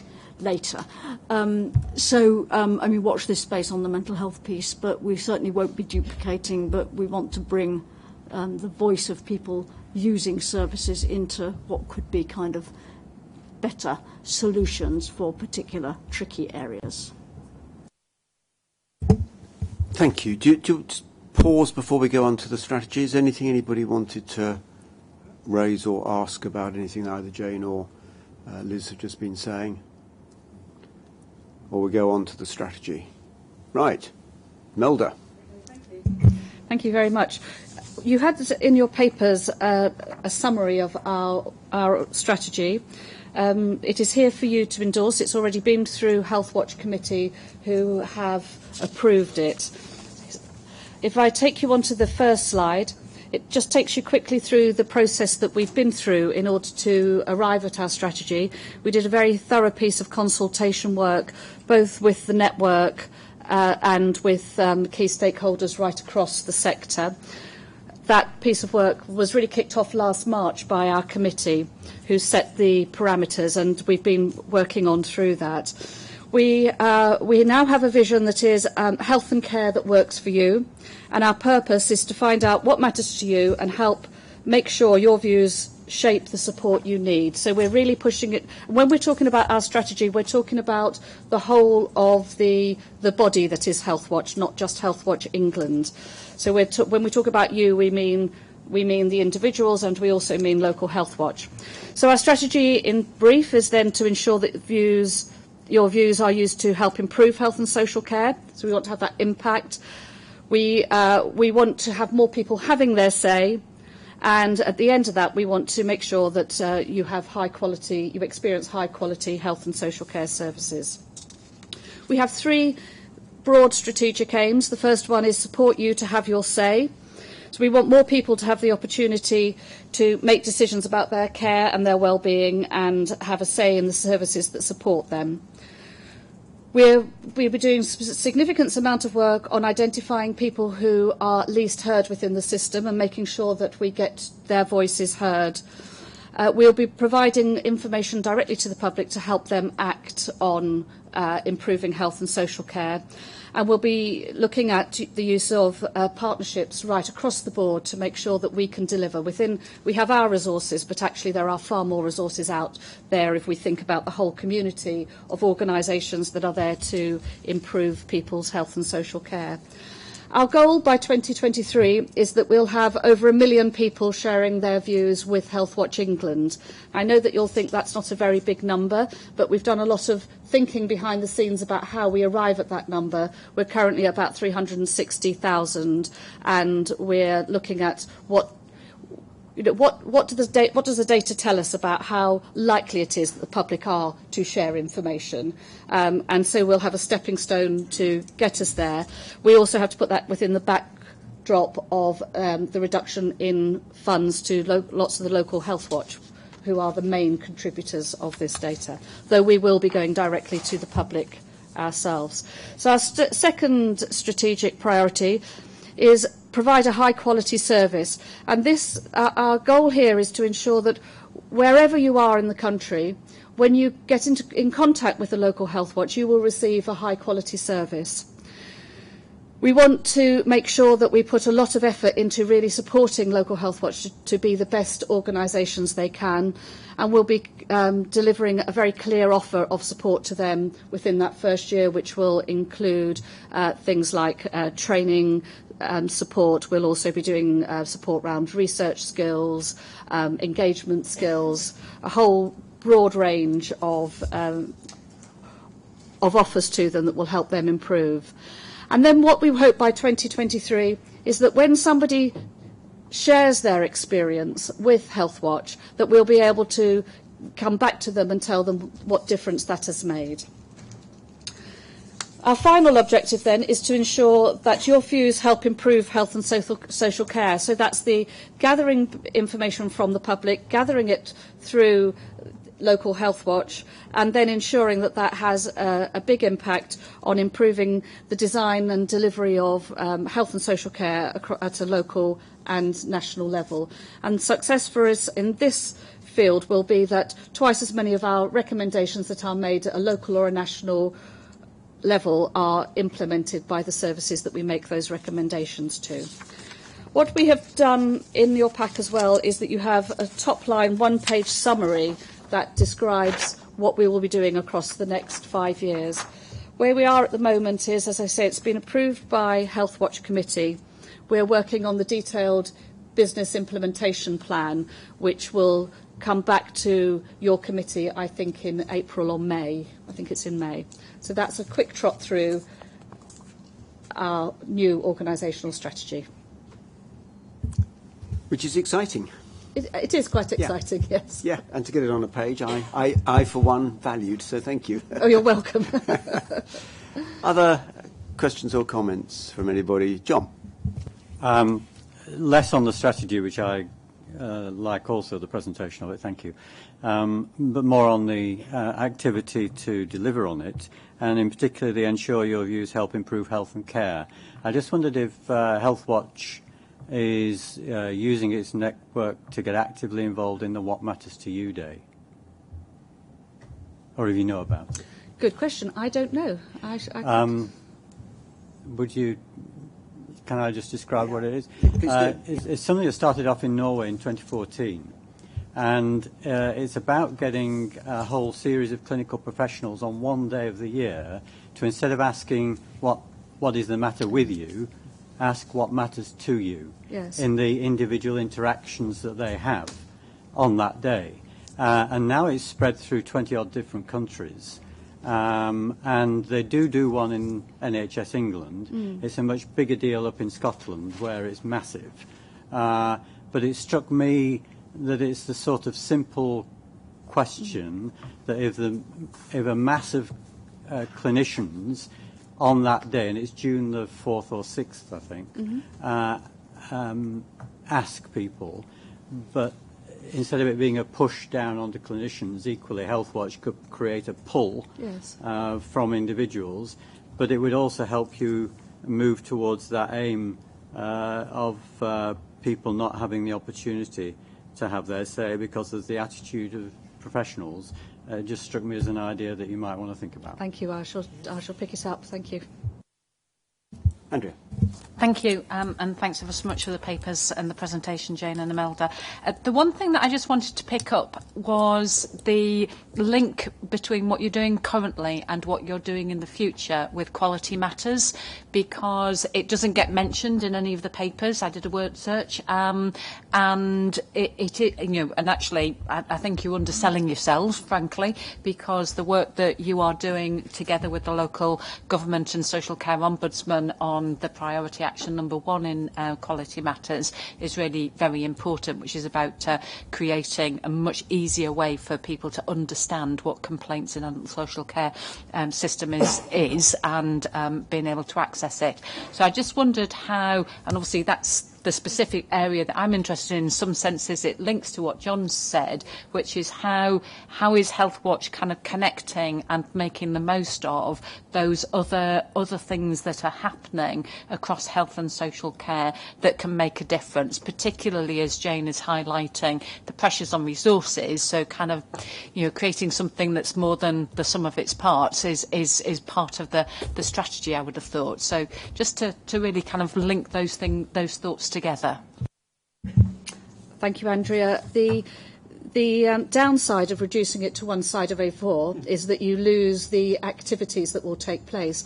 One of the things that we're very clear about is that partnership will be the major way of delivering a lot of this, and therefore Quality Matters as a partnership initiative will be a high priority. So I think once you get to the business plan that lays out the activities, it will appear in there. Okay. Malta. Thank you. Imelda, this is a question again about the third aim, about ensuring your views help improve health and care. You say very politely that a challenge to that is the attitude of some professionals towards involving people in their care. And I was wondering whether you could say a bit more to what extent these are professionals, not just in care services, but potentially also in any national bodies, including our own, and what that means for the way that we work together, but also that you work with other bodies to make that happen. And then related to that, in the enablers, you mentioned digital and investing in a unified system to gather, understand, and share people's view of care. And I'd be interested to hear a bit more what your plans are on that. If you say that it's the very beginning of the plan because you're just putting out the strategy, then that's totally fine. Okay. Thank you. Thank you, Malta. I'll start with your last point first, which is we're currently going out around the country doing a sort of user requirement piece of work around the digital future. But one of the things that we see is that a lot of the local HealthWatch are now very tiny, some with very little resources to run on. So we're looking to see how we can create and generate data information here and then syndicate it out to the 152 HealthWatch so that they're getting quality information out at a local level and we're also getting it back. So we're at the early stages of doing the requirements around that, but that's one of our aims. The first point you made, which was about professionals' attitude. Well, in the scoping of the strategy, we went out and spoke to lots of the professional organisations, royal colleges, professional bodies, and they are keen to work with us. Again, this is part of the partnership piece to help their membership understand why it's important to put people's views at the heart of what they do. And so again, if you think about the first year of the strategy being very much a transition year, we'll be developing partnerships across a whole range of bodies that work directly with professionals, Royal College of Nursing, Royal College of Physicians, and so on.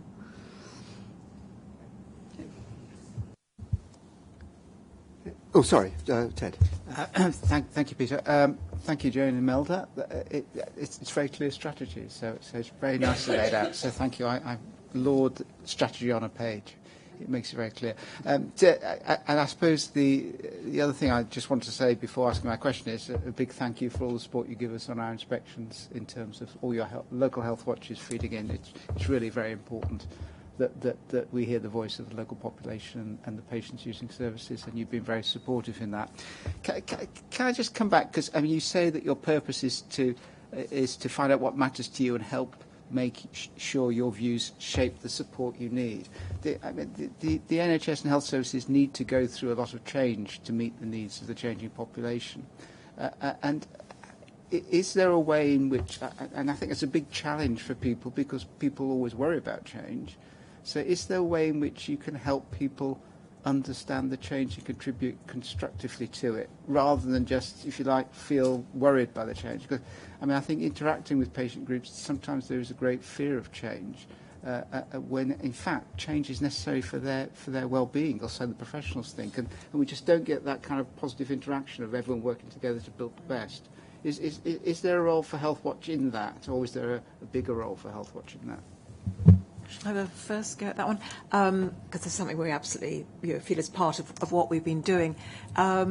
We have HealthWatch, local HealthWatch in particular, but HealthWatch, we have already made it our business to make sure that the conversations and the listening that we do is absolutely done in that way that people are able to say what they think and to get used to the fact that things will change. I think one of the examples, I think you're probably a couple of years ago now, but when up in the north, when there was problems about maternity services, we were able to get people in the room away from placard waving and being angry and ask them, what would a good service look like for you? At which point they started coming up with some really useful and helpful and really sort of rich sort of information. So that is exactly the area we hope to mainly be in, although obviously we do just take in stuff on spec from whatever anybody wants to tell us, which could be my doctor was really brilliant, because quite often it's things that are really complimentary, to that service was really difficult and it didn't work for me at all well. So we do have a space, quite a large space, I hope, where we are talking and listening to people in a very positive way. Just follow up with that. Again, what's hidden within the word partnership is something that we'll be doing with many organisations, and that is working with them to produce high-quality briefings, properly evidenced, to send out to local HealthWatch. So if, for example, there is discussions going on locally about A&E or stroke services, then within this library of information, we will have worked with the College of Emergency Doctors or the Stroke Association to have resources there for local HealthWatch to say, okay, what does good look like? And then they can hold the ring about what does good look like, rather than be battered by the public or battered by the professionals. And I think that's the space we have to create for local HealthWatch, is to be the sort of honest broker with the evidence of what good looks like. Excellent. Thank you very much, Imelda. Thank you. Jane, thanks to your colleagues for all you're doing. Thanks, Liz, as well, for what you're doing there. It's great. And you ask us to endorse the strategy. Are we happy to endorse the strategy? Anything on a page gets endorsement here. There you go. Thanks, Imelda. Good. Right, so we need to move on to the staff survey, and we're running ahead of time, so we may not have the key people here yet. Yeah. I think we need to bring forward the other people as well. Yes. Aha.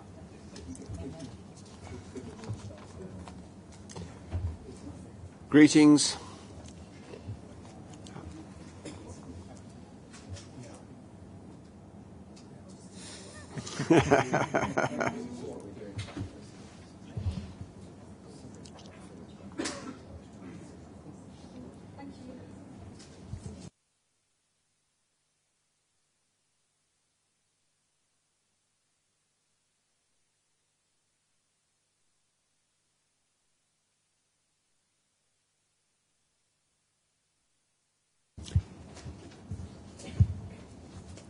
I hope you're impressed. We're delivering ahead of time.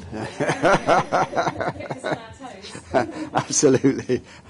So, welcome to you both. I don't know, Ruth or Helen, who's starting? Helen? Excellent. Good. So, thank you very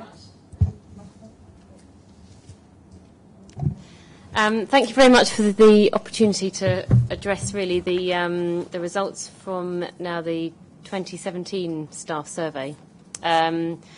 You'll see from the paper that there's a lot to say, and we've reflected. I'm not going to go verbatim through the paper, but there was just a few comments that I wanted to kind of pull out. That we've made reference in there that there was quite a lot of results that were static, and when you look at an overall level, it appears that we haven't really moved on year. And in fact, the biggest improvement were in questions that have gone up by about 3%. So, and yet our fallers have fallen by between 7 and 10%. So, the most important thing to note when we've crafted the paper and our response was about looking at the variance within that. So there are questions around health and well-being and around work-life balance that have a high degree of variance, that have increased rather than decreased year on year. So the variance within the scores of health and well-being between the highest performing team and the lowest performing team is 77%. So we've really got a lot of learning that we can do within the organisation that about how we are managing this well for some staff and not well for others. And that has increased that variance over the course of the year, which means that we also have made a difference within a year in some places, which is important learning for us.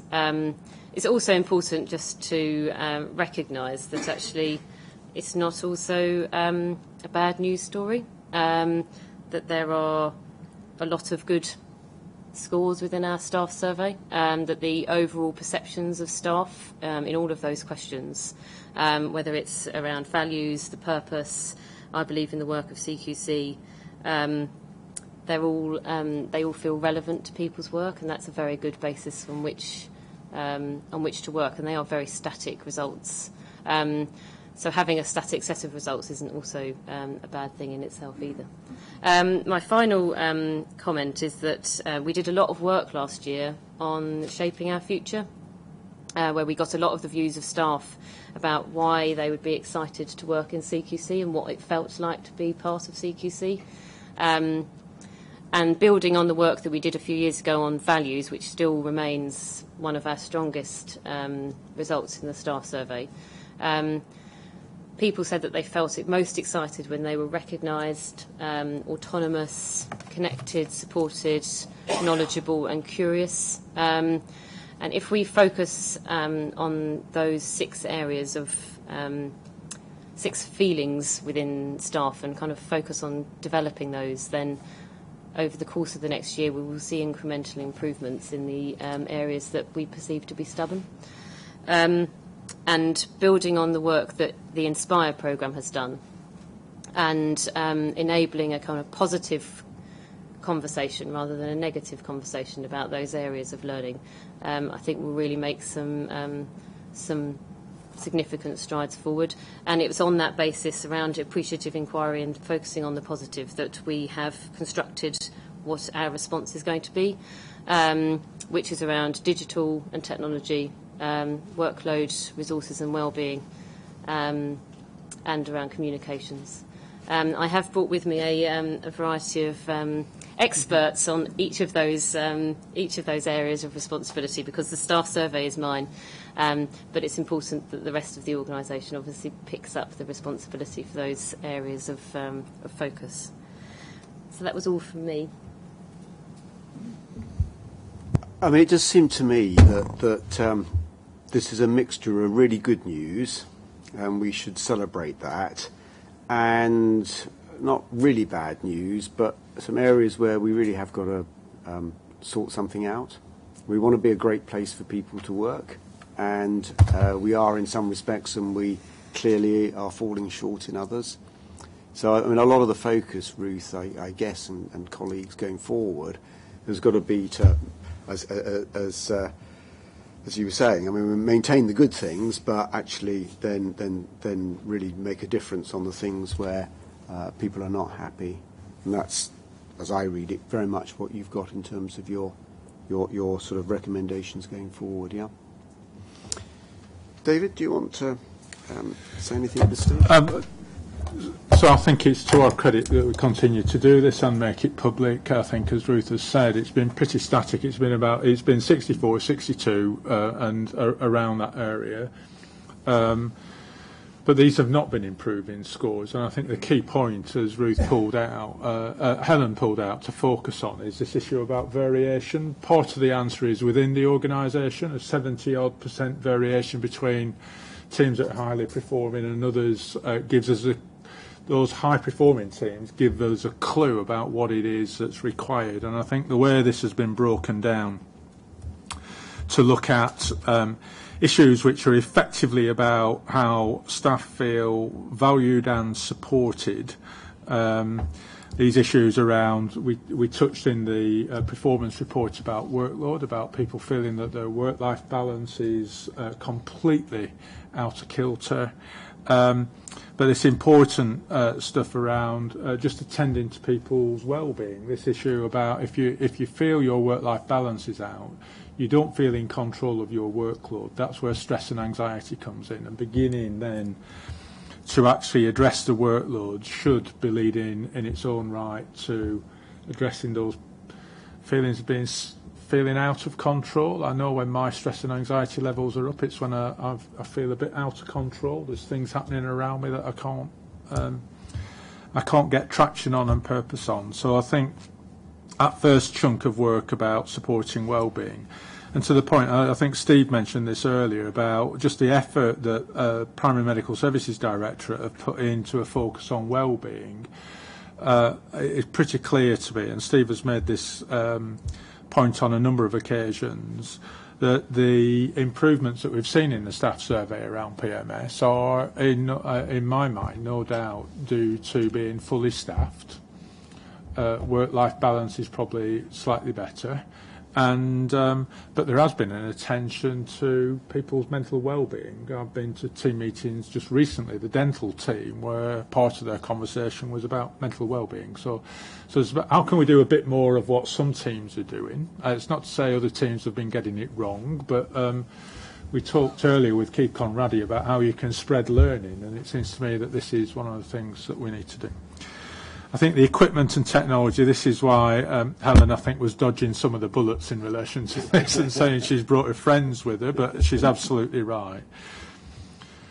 This issue about whether our technological platform has been supportive of people has been stubbornly resistant. They're the words that I would use for 5 years now, and we've not shifted these. We had a really good go, I think, earlier with Helen in the seminar about the potential for data and its use to help us, but how critical our ability to do that is dependent on changing some of the platforms we're on.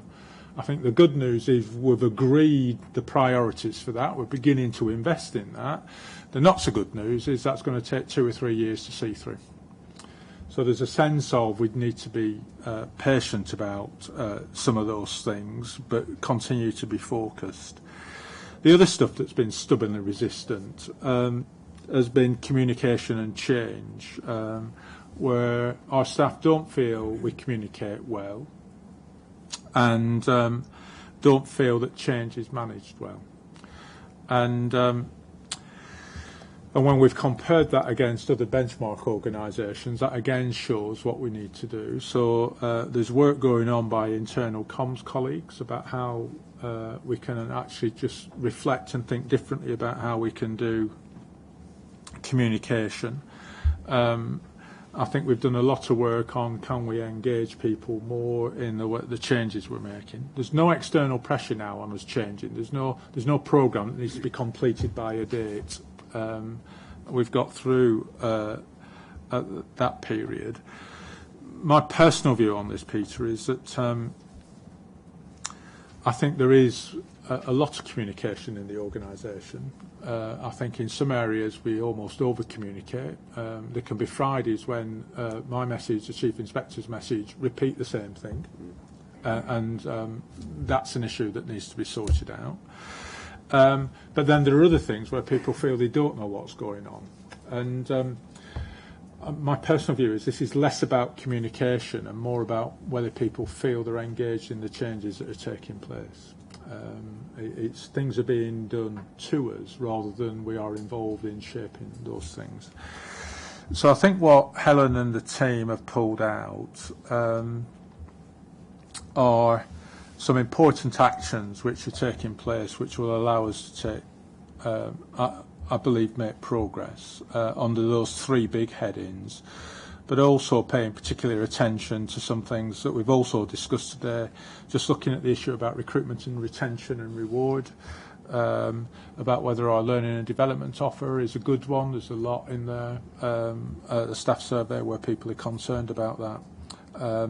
And then this big push that we're going to have on the quality improvement, which I think does actually provide a route to engaging people in a slightly different way. And importantly, there's this paragraph 3.7 which says we'll actually look about how we measure this and actually not do.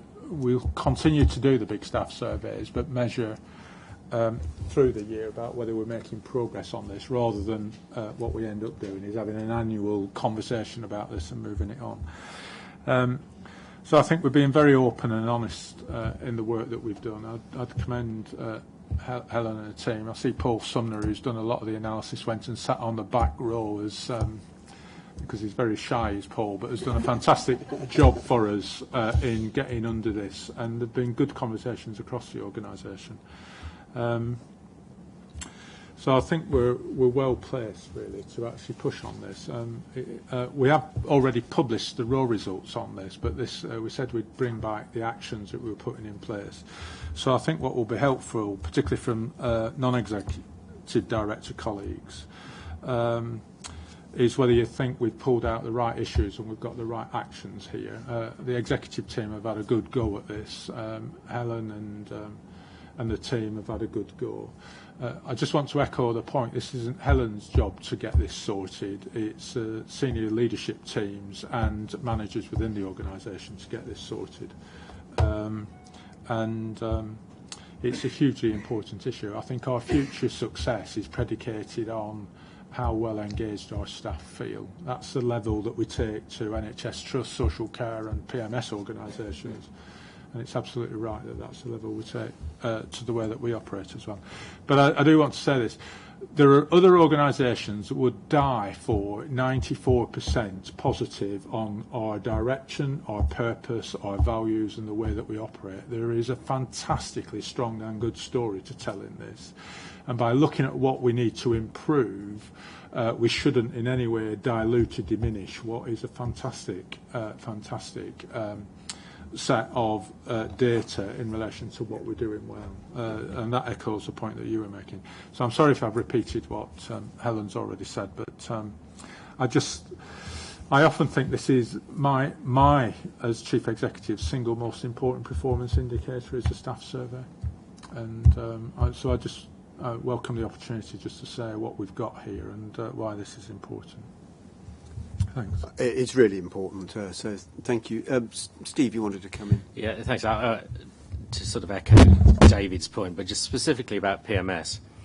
And to be clear, this was our busiest time we've ever had in our directorate on delivery of the GP programme under pressure. So the staff survey in the individual teams in PMS, the feedback has improved. Despite the fact it's the busiest time we've ever had, despite the fact we were working under extreme pressure to deliver a series of programmes. And what we were doing, this started about 3 years ago where we started to focus on this. This isn't a last year's plan in order to improve results in a survey, no matter how important the survey might be. This is about looking after our most valuable asset, which is our people.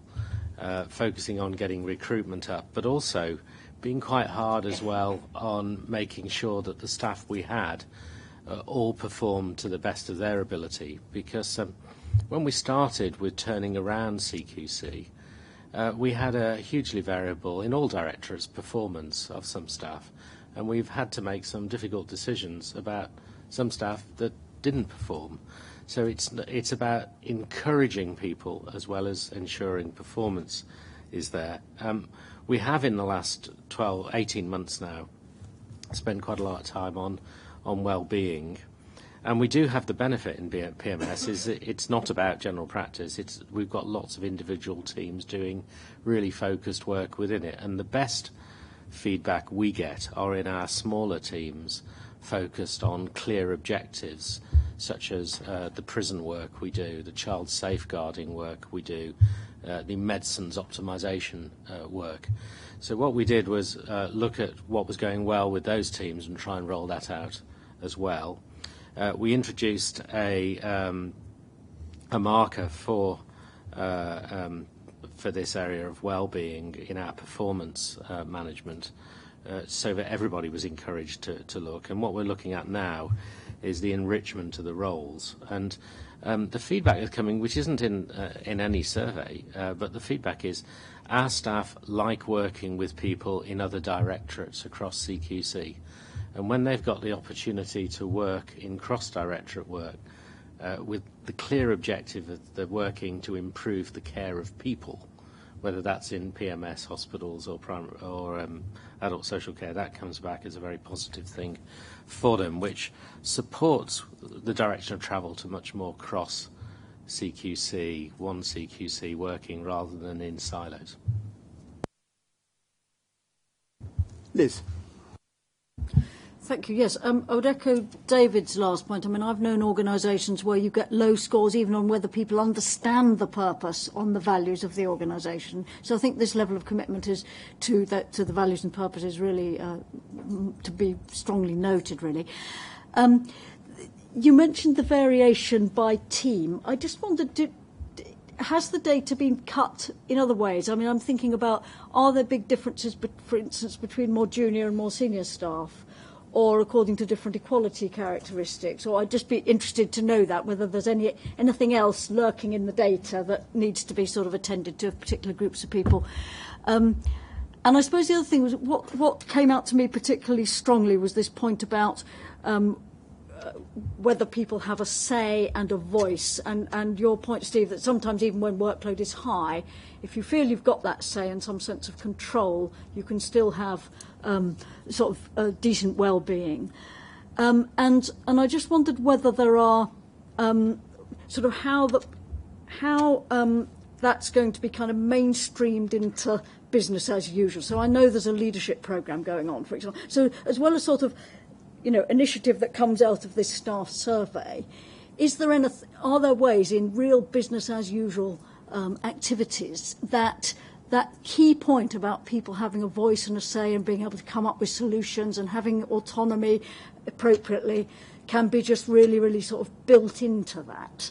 And my final question is just, there's obviously workload issues, and we know in adult social care, for example, how confident are we that we're on track to get those right across the organisation, because there's differences there in terms of workload? So several questions, probably several different people are going to answer them. Okay, I'm going to take the first point, and then I'll hand over to Ruth. But so in terms of how we've cut the data, we have analysed it by grade, by work base, so differences between home and office. Yeah. And all of them have interesting characteristics. We've floated to the top the ones that are the most significant. That's not to say that there isn't learning to be had from some of those differences, and certainly the inclusion metrics, so from all of our protected characteristics, plus home and office, etc., are coming back to the board in March. So that will be all part of our inclusion session. But just to say that overall, these are the things that were considered to be most significant. So there are grade differences.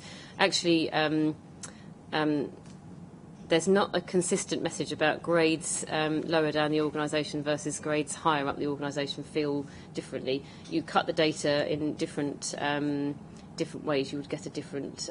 So certainly at a senior level, there is marginal difference about how they feel attached to the purpose, but you would expect that.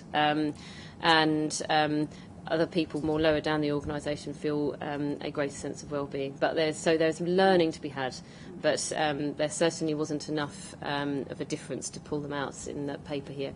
But the inclusion, all of the inclusion metrics will be part of our conversation, a longer conversation that we have in March.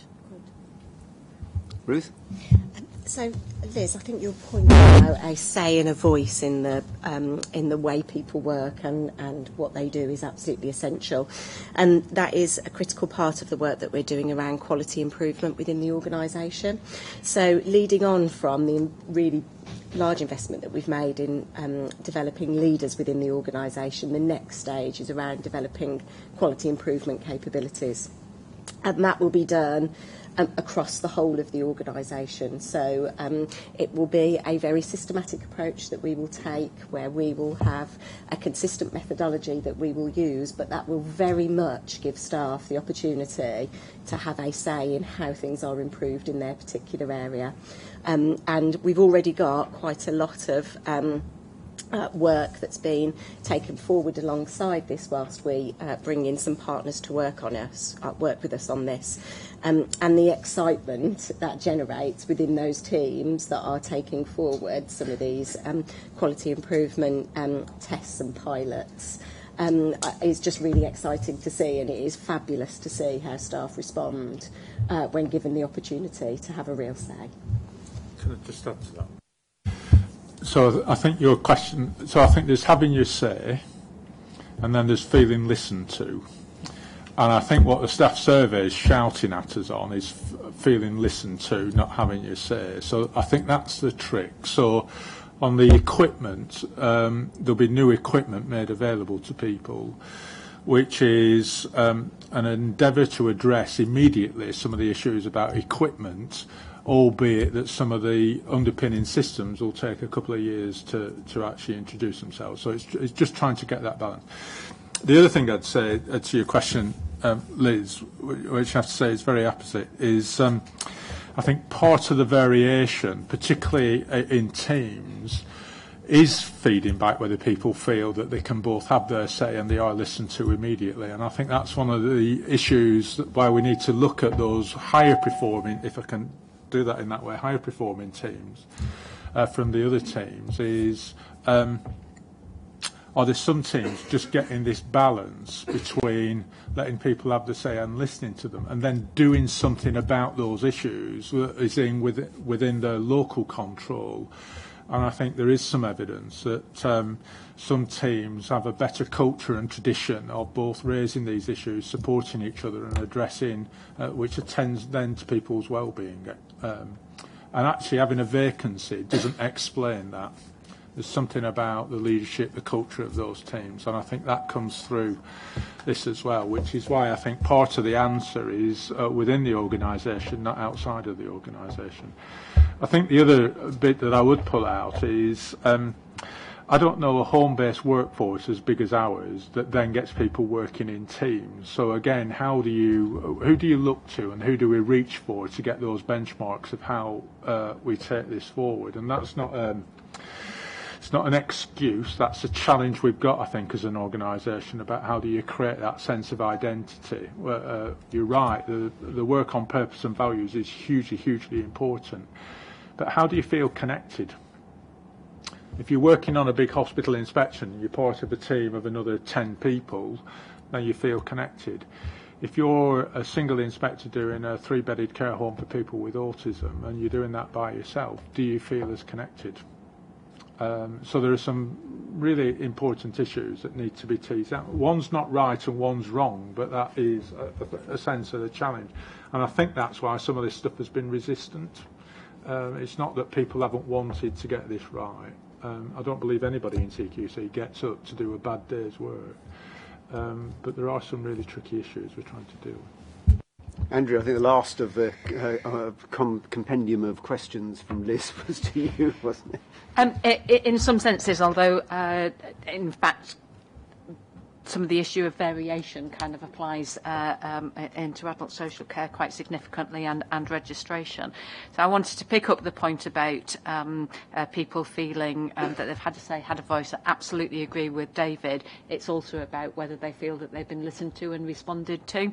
And there is quite a lot of work, and it goes on in all of the directorates around internal co-production, people being engaged in the development of their areas of interest, using their expertise to apply across, and understanding some of the kind of solutions that staff have got to some of the problems that we've got. One of the things I don't think that we've done as well as we could have done is actually share back with people when that has shaped the solution. I manage 1,000 people.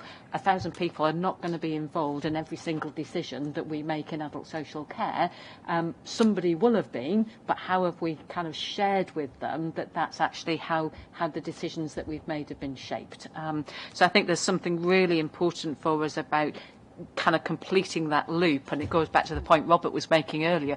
If people are bringing information into us from the outside and we don't complete the loop, it makes them feel dissatisfied. Exactly the same thing happens to us internally as well. So I think that that's a big message for us. The second one is around sorting out some of those problematic issues and really understanding how that plays out in an organisation that runs, as David's quite rightly said, with over 60% of our staff living at home, working from home, and that's nearly all of adult social care team is based at home, and then working in teams which are not kind of big teams. They may be singly, or perhaps the only other person in the team is an expert by experience, and so therefore somebody who's different every time that they go out. And I think that one of the learnings I take from all of this and my conversations with staff is that when you're working in an environment which is high pressure, lots of expectations, and people are passionate about what we do, so they want to get it right. they really, really want to get it right, and then your computer breaks down or you don't have a printer or whatever it may be. Actually, if that happens to me here, I go around the office, I kick a few things, somebody makes me a cup of tea and I feel an awful lot better. That's really quite difficult to do if the only thing you can kick is your cat. So, we've got to kind of think, and I'm not advocating people kicking cats, just in case anybody wants to suggest that. But, we have to think about how we support people in that environment. And then last but not least is the thing about workload, and we have really tried to address that, both in terms of the work that Ruth and her team are doing to support us on always on recruitment. So we're we're planning in advance. I mean, I've got a lot of people who will be retiring this year. Absolutely making sure that we're not waiting until they've walked off the premises before we start recruiting, because we know that's going to happen. So actually making sure that we're doing that in advance, looking at the investment that we're making next year to make sure that we are recruiting to that, but also thinking about the skill mix of our staff, because we have had some difficulties in recruiting the people that we need to be inspectors. How do we grow our own by recruiting people who can be assistant inspectors so that we can develop them and use them in the future? I'm not saying that we've got this cracked yet. I really wouldn't want to make that claim. But I think that there's a good understanding, a good recognition of what those issues are, and real commitment from the managers throughout the organisation, then across into the other directorates who are working with us to try and address it. So, in the interests of time, and I would like to allow some time for questions from the public, I'd like to move on. Robert? Yep. Very brief, because it's about being covered, the business about home working, and the very valid point, it seems to me, that we're not necessarily unique, but almost unique in this. And I wonder whether it would not be helpful, if only in recognition of the huge contribution that the home workers make to what we do and to the public generally, we couldn't perhaps have a seminar or a session with the board about that specific issue, about what it is we as an organisation are doing in relation to the well-being and so on of our home workers. The only reference in this document, it's not a criticism, is good news, they're going to get higher speed broadband. Hallelujah, could we all have a bit of that if possible? And I'd like to know what the secret of that is. But there's so much more of a challenge in relation to well-being and the softer points that Andrea's just mentioned that I think deserve a bit of consideration. Thank you. That's a really good point. I was going to go on and say, people are going to let you off today, but you're so much a part of the solution, but you come regularly to the board anyway to update on that. But could I just ask Helen or Ruth, you're going to be doing periodic reviews, so we aren't going to wait a year and then find out we haven't made progress. When do you think that? Well, when are you planning the next sort of review? So what's the next point at which the board can be updated on whether we appear to be making progress? So the first, what we're calling a pulse check. So 2018 is a transition year for us in terms of staff survey. We're using it as an opportunity to test how we approach pulse checks, and it is the final year of our current annual staff survey contract. So we are going to use April, May and June as our ability to kind of pulse check the areas of detailed research that we've outlined in the paper. So I suggest we come back in July and update you about what that's saying before we go back out again in 2018 on the annual survey. Sounds good to me. All right, everybody? Excellent. Thank you very much for all the work that's gone into this and all the work that's going to go into making sure that this time next year they're all excellent results without this variation and everything else. Fantastic. Thank you. So the last item of business before we get on to any other business is to embarrass Katie Allen. And I can't do that, Katie, if you sit behind the lectern. So you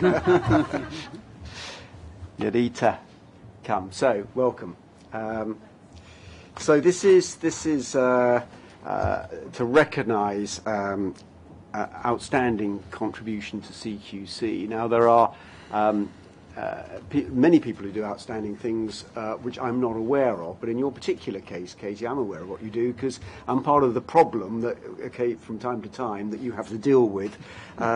So we actually earlier in the board meeting were commenting generally on the quality of our publications and reports and thanking people for doing it. But your particular role, where I've been involved anyway, has been primarily around both the state of care, which I think everybody in the room thinks is a really excellent publication, and our annual report and accounts, which at least Paul and I think is an excellent publication, even if everybody else isn't as excited by the accounts. David thinks it's okay as well as maybe as the accounting officer, he has a sort of view on that. But can I just read out the nomination, because that's not just from, in fact, the nomination isn't from me at all, but those are my personal observations. But the nomination said that you were the editorial linchpin that held everything together in relation to the state of care, and made sure everyone involved was kept fully informed and up to date. Katie was unwaveringly hard-working, professional and enthusiastic as the lead content coordinator. As well as writing articulate and informative chapters, Katie worked tirelessly to keep the editorial team updated on all key areas and guided us through the very complex and ever-expanding world of state of care. So that's the official sort of citation. I think, David, you and I would add to that, keeping you and me happy as we got increasingly into the editorial drafting. So, Katie, very many congratulations. One day somebody will actually give me something to hand to somebody. Can you just accept the sort of metaphorical handing of an award? Because it's hugely well deserved, and thank you very much for all you have done and hopefully will go on doing.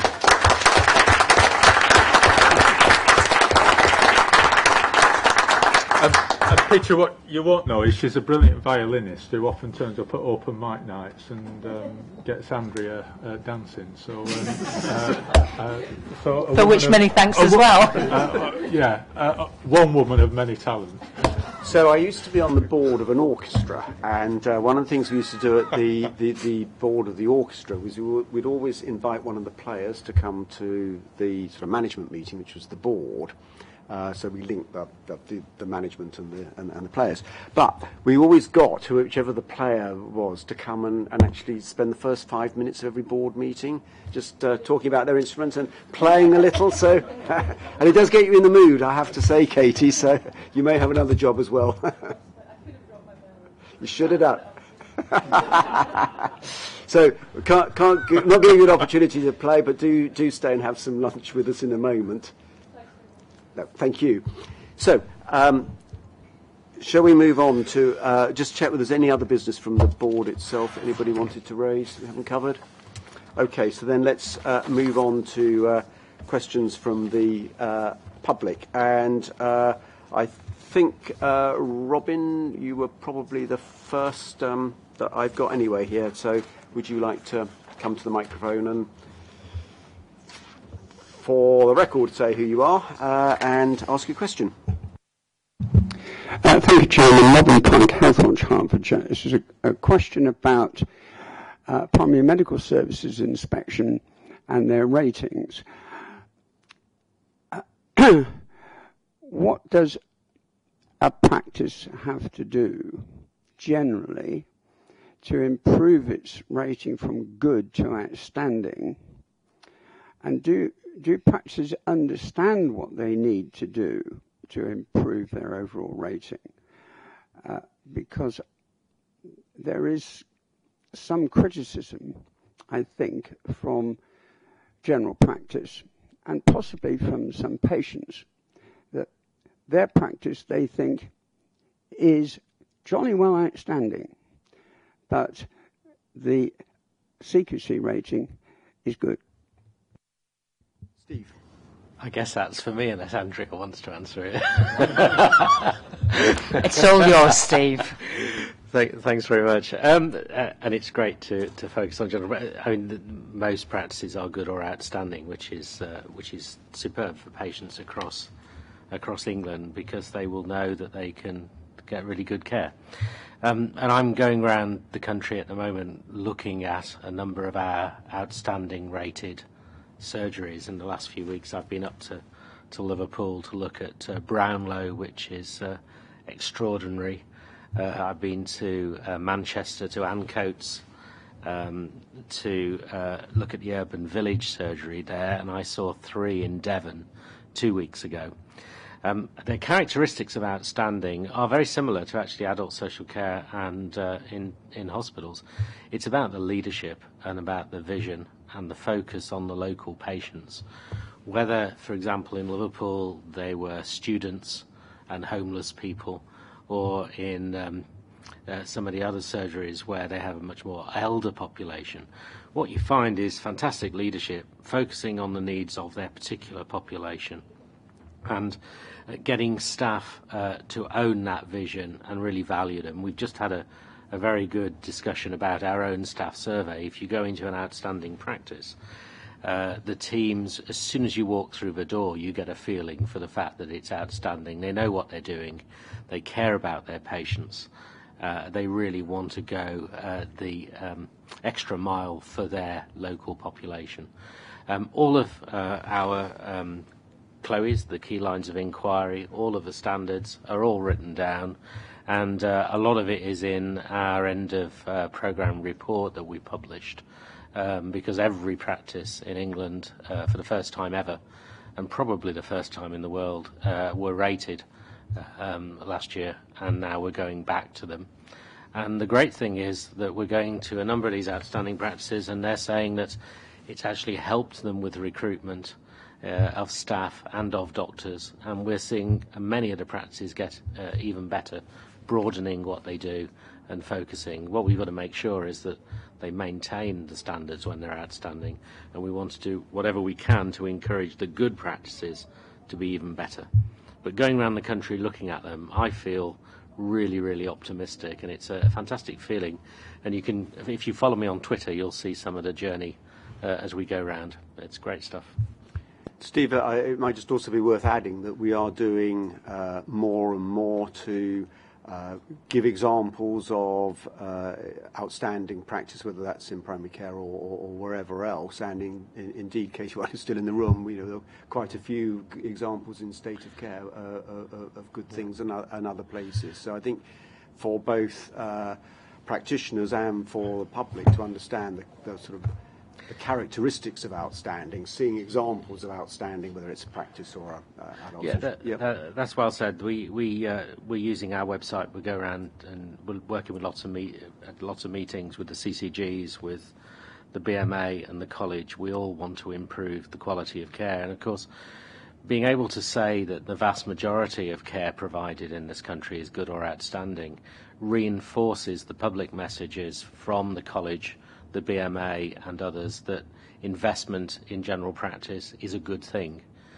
We know from evidence around the world that if you invest in primary care and you have really good primary care-led services, the outcomes even from hospitals are better.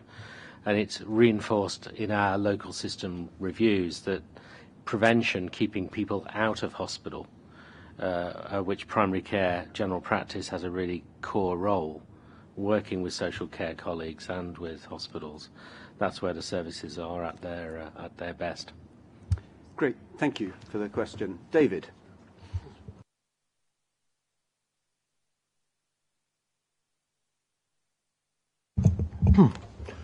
I'm David Hogarth. I'm the coordinator of Neighbour Care St John's Wood and Maida Vale. It's a befriending organisation.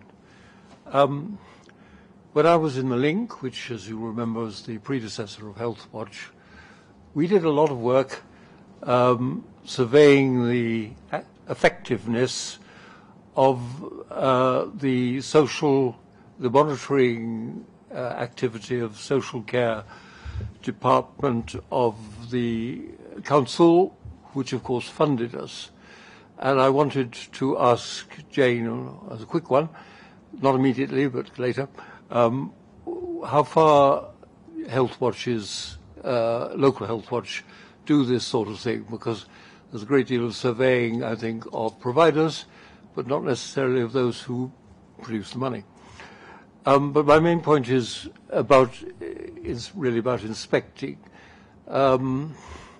Just over a year ago, there was an article in Nursing Times reporting some research by somebody called Steve Moore.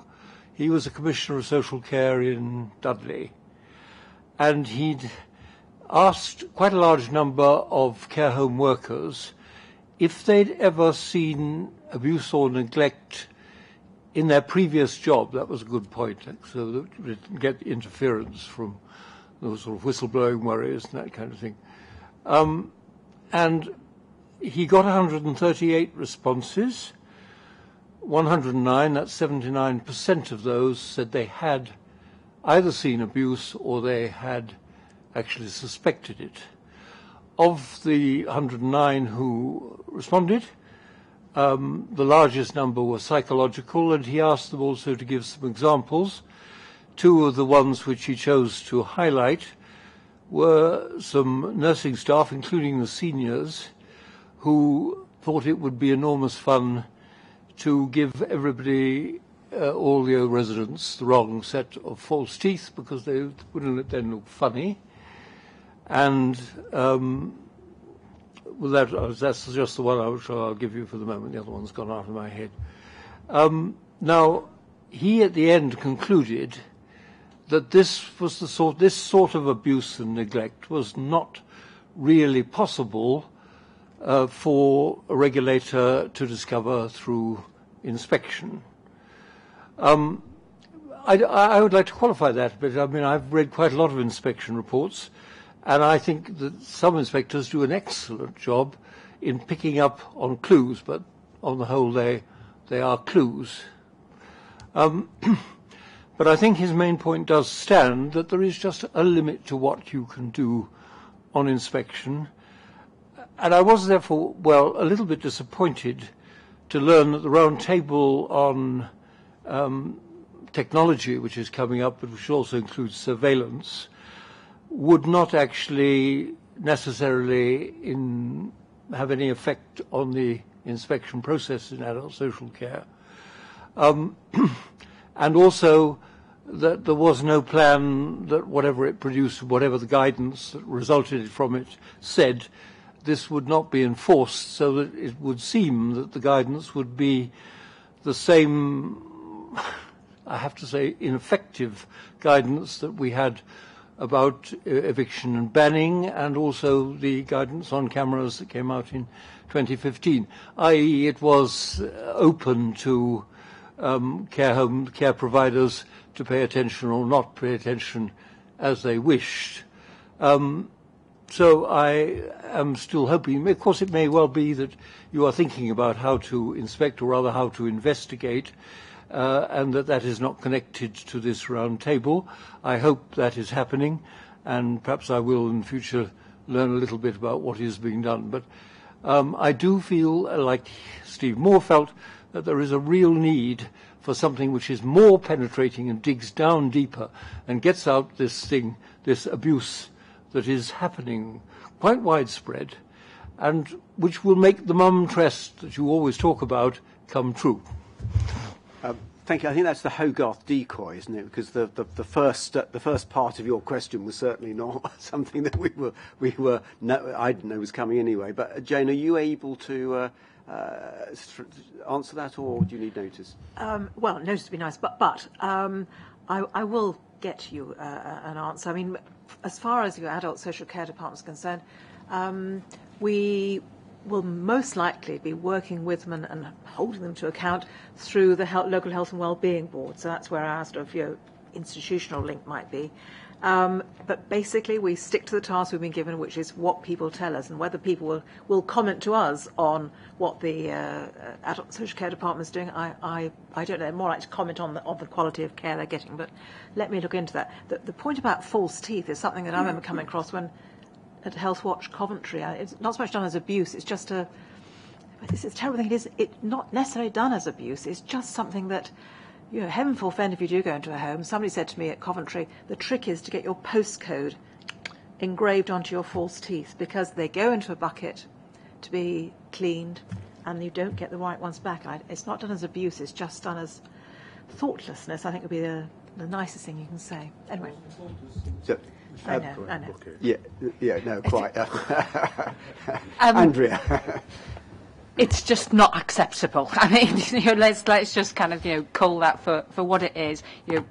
Our expectation is that people are treated with dignity and respect, and all aspects of their care needs to kind of be consistent with that. And if somebody has got false teeth, then they have every right to have the right false teeth, for goodness sakes. Get off my little soapbox on that one. Just to clarify a couple of things, David, and thank you very much for giving us advance notice of the area that you wanted to cover. As you quite rightly say, 3 years ago we published information about the use of technology and surveillance techniques both for providers and for the public, and we have committed to looking at that and to taking that further forward, given that we are now 3 years on and obviously an awful lot of things have changed since then.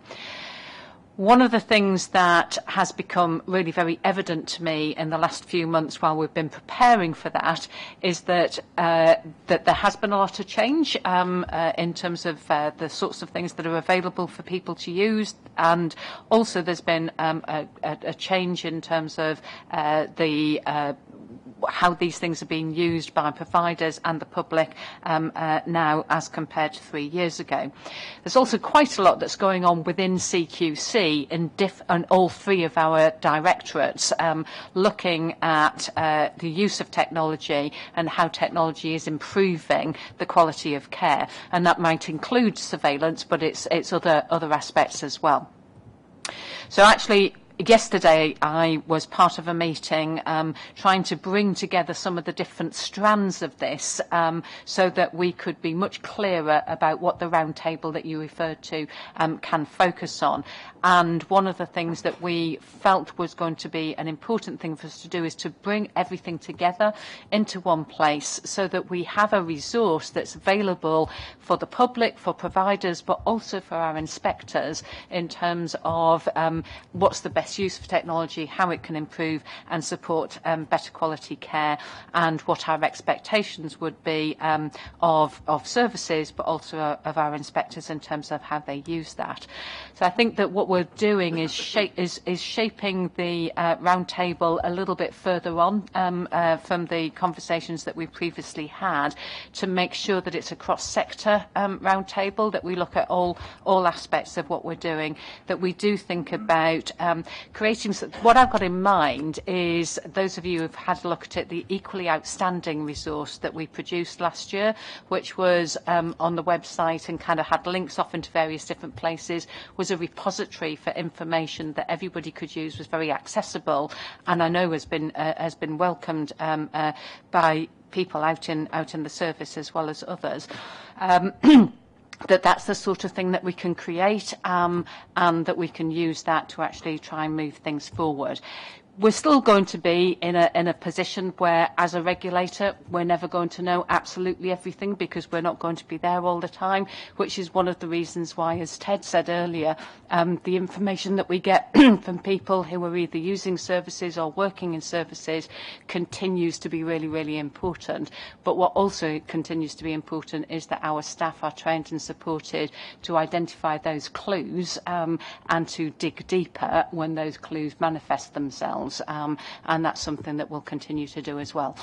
But you and I have got time to speak about this later on this week, David, so we can go into it in more detail then.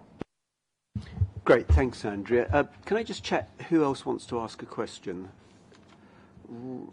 Right, so we've got three, and we are now nearly 20 to 2. Can we take your question quickly? Thank you.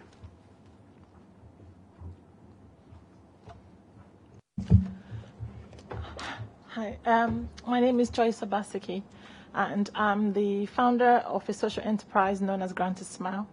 I started this initiative in October last year.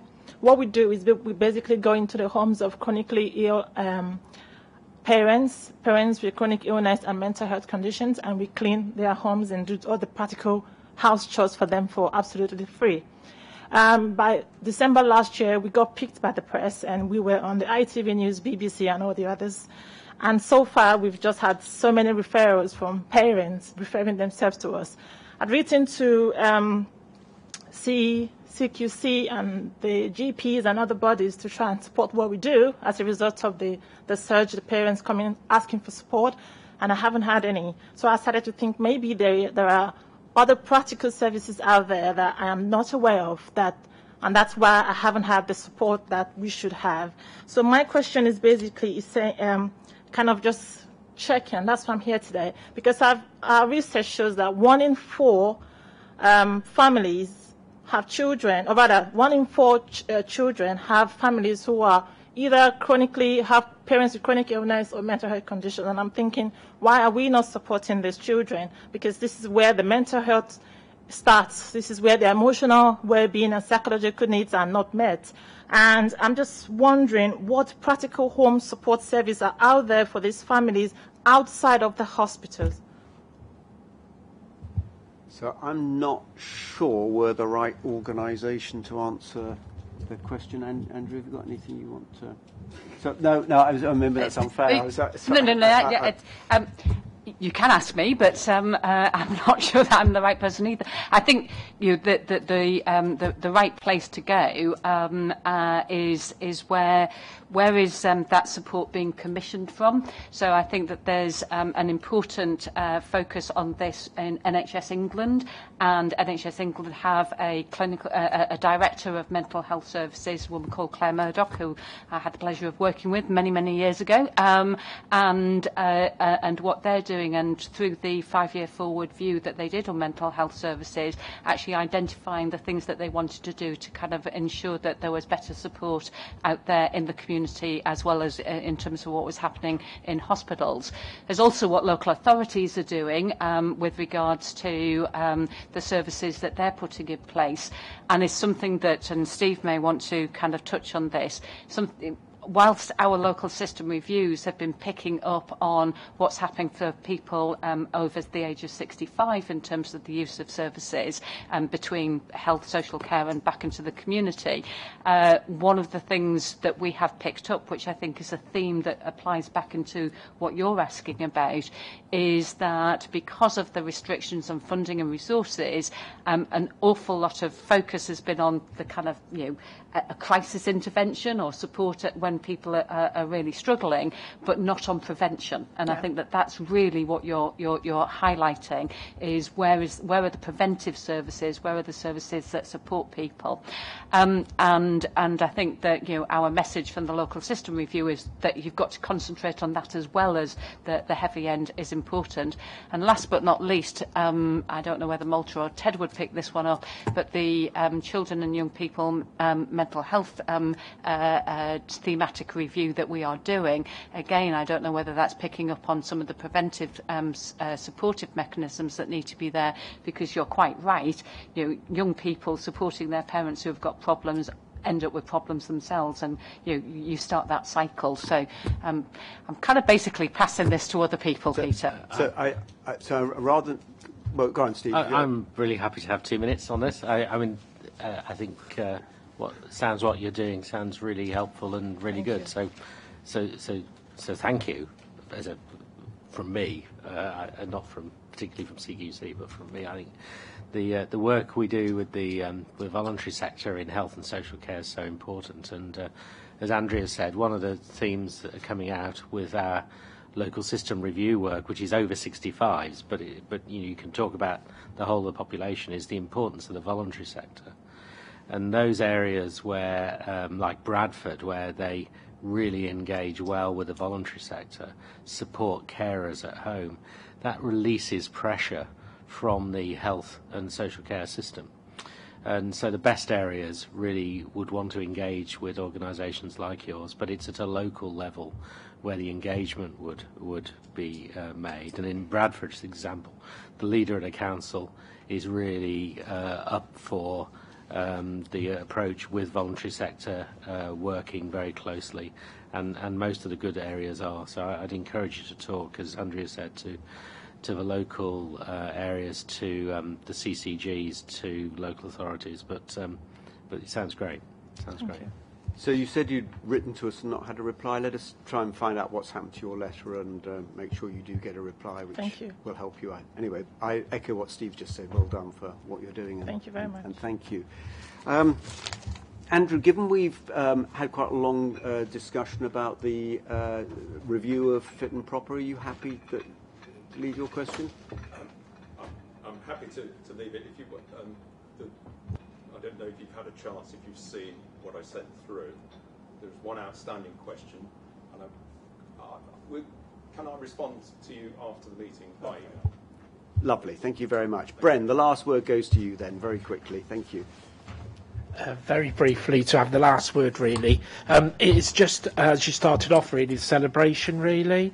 And I just want to offer my thanks and the thanks of 100 small community groups in Gloucestershire that were part of the national pilot that we brought down to have that conversation on not just what matters to those groups, but why as well. It's not just what matters. We've got to understand the why aspect as well.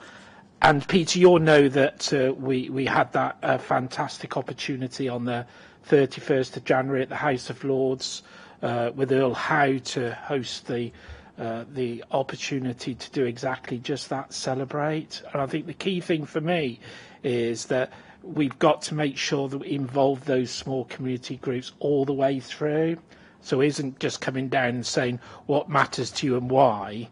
They've actually got to be part of that celebration of the House of Lords and onwards with us as well, or else actually it does become a little bit of a tick-off box, really, and we disengage those people really well. No surprises with Duncan Selby as the Chief Exec of Public Health England, galvanising the conversation. I'm sure there will be further developments from that and whatever. And thank you to Chris Day, to Paul as well for coming down on the 7th. And for other people who couldn't make it on the day as well. And thank you for closing it as well. With all these things, sometimes you're damned if you do and damned if you don't, but I made a very clear, conscious decision about the biggest part of the conversation on that 2.5 hour day went to those small community groups. But I also made a very clear, conscious decision, Peter, that you would close that. And there was a reason for that and whatever, really. And the reason is, and you can, hopefully you like it, really, but the active involvement of the Care Quality Commission all the way through on this work, not only the Care Quality Commission, but other arm's length bodies, Public Health England, for example, has been really exemplary. So the work was done slightly outside of the system. So independently, I don't work for an organisation per se. I just give a little voluntary time where I can and whatever. Knowledge of the system, but also keeping that absolute focus on people and communities. It isn't surprising that a number of invitations have come my way to say, actually, can you tell us the how bit now? How have you managed to do that?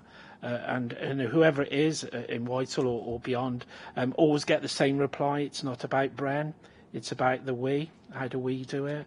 So thank you, Peter, for closing it, but much more and whatever. But thank you to the whole of the CQC for that belief, that commitment, and above all, understanding the purpose. So other people make their name by opening events. I'm obviously making mine by closing them.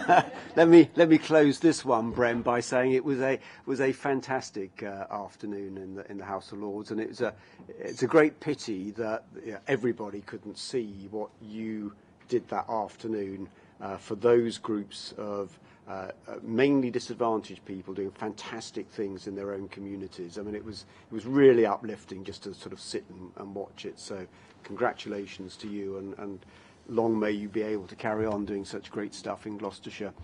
And with that, we are finished. Thank you all very much indeed.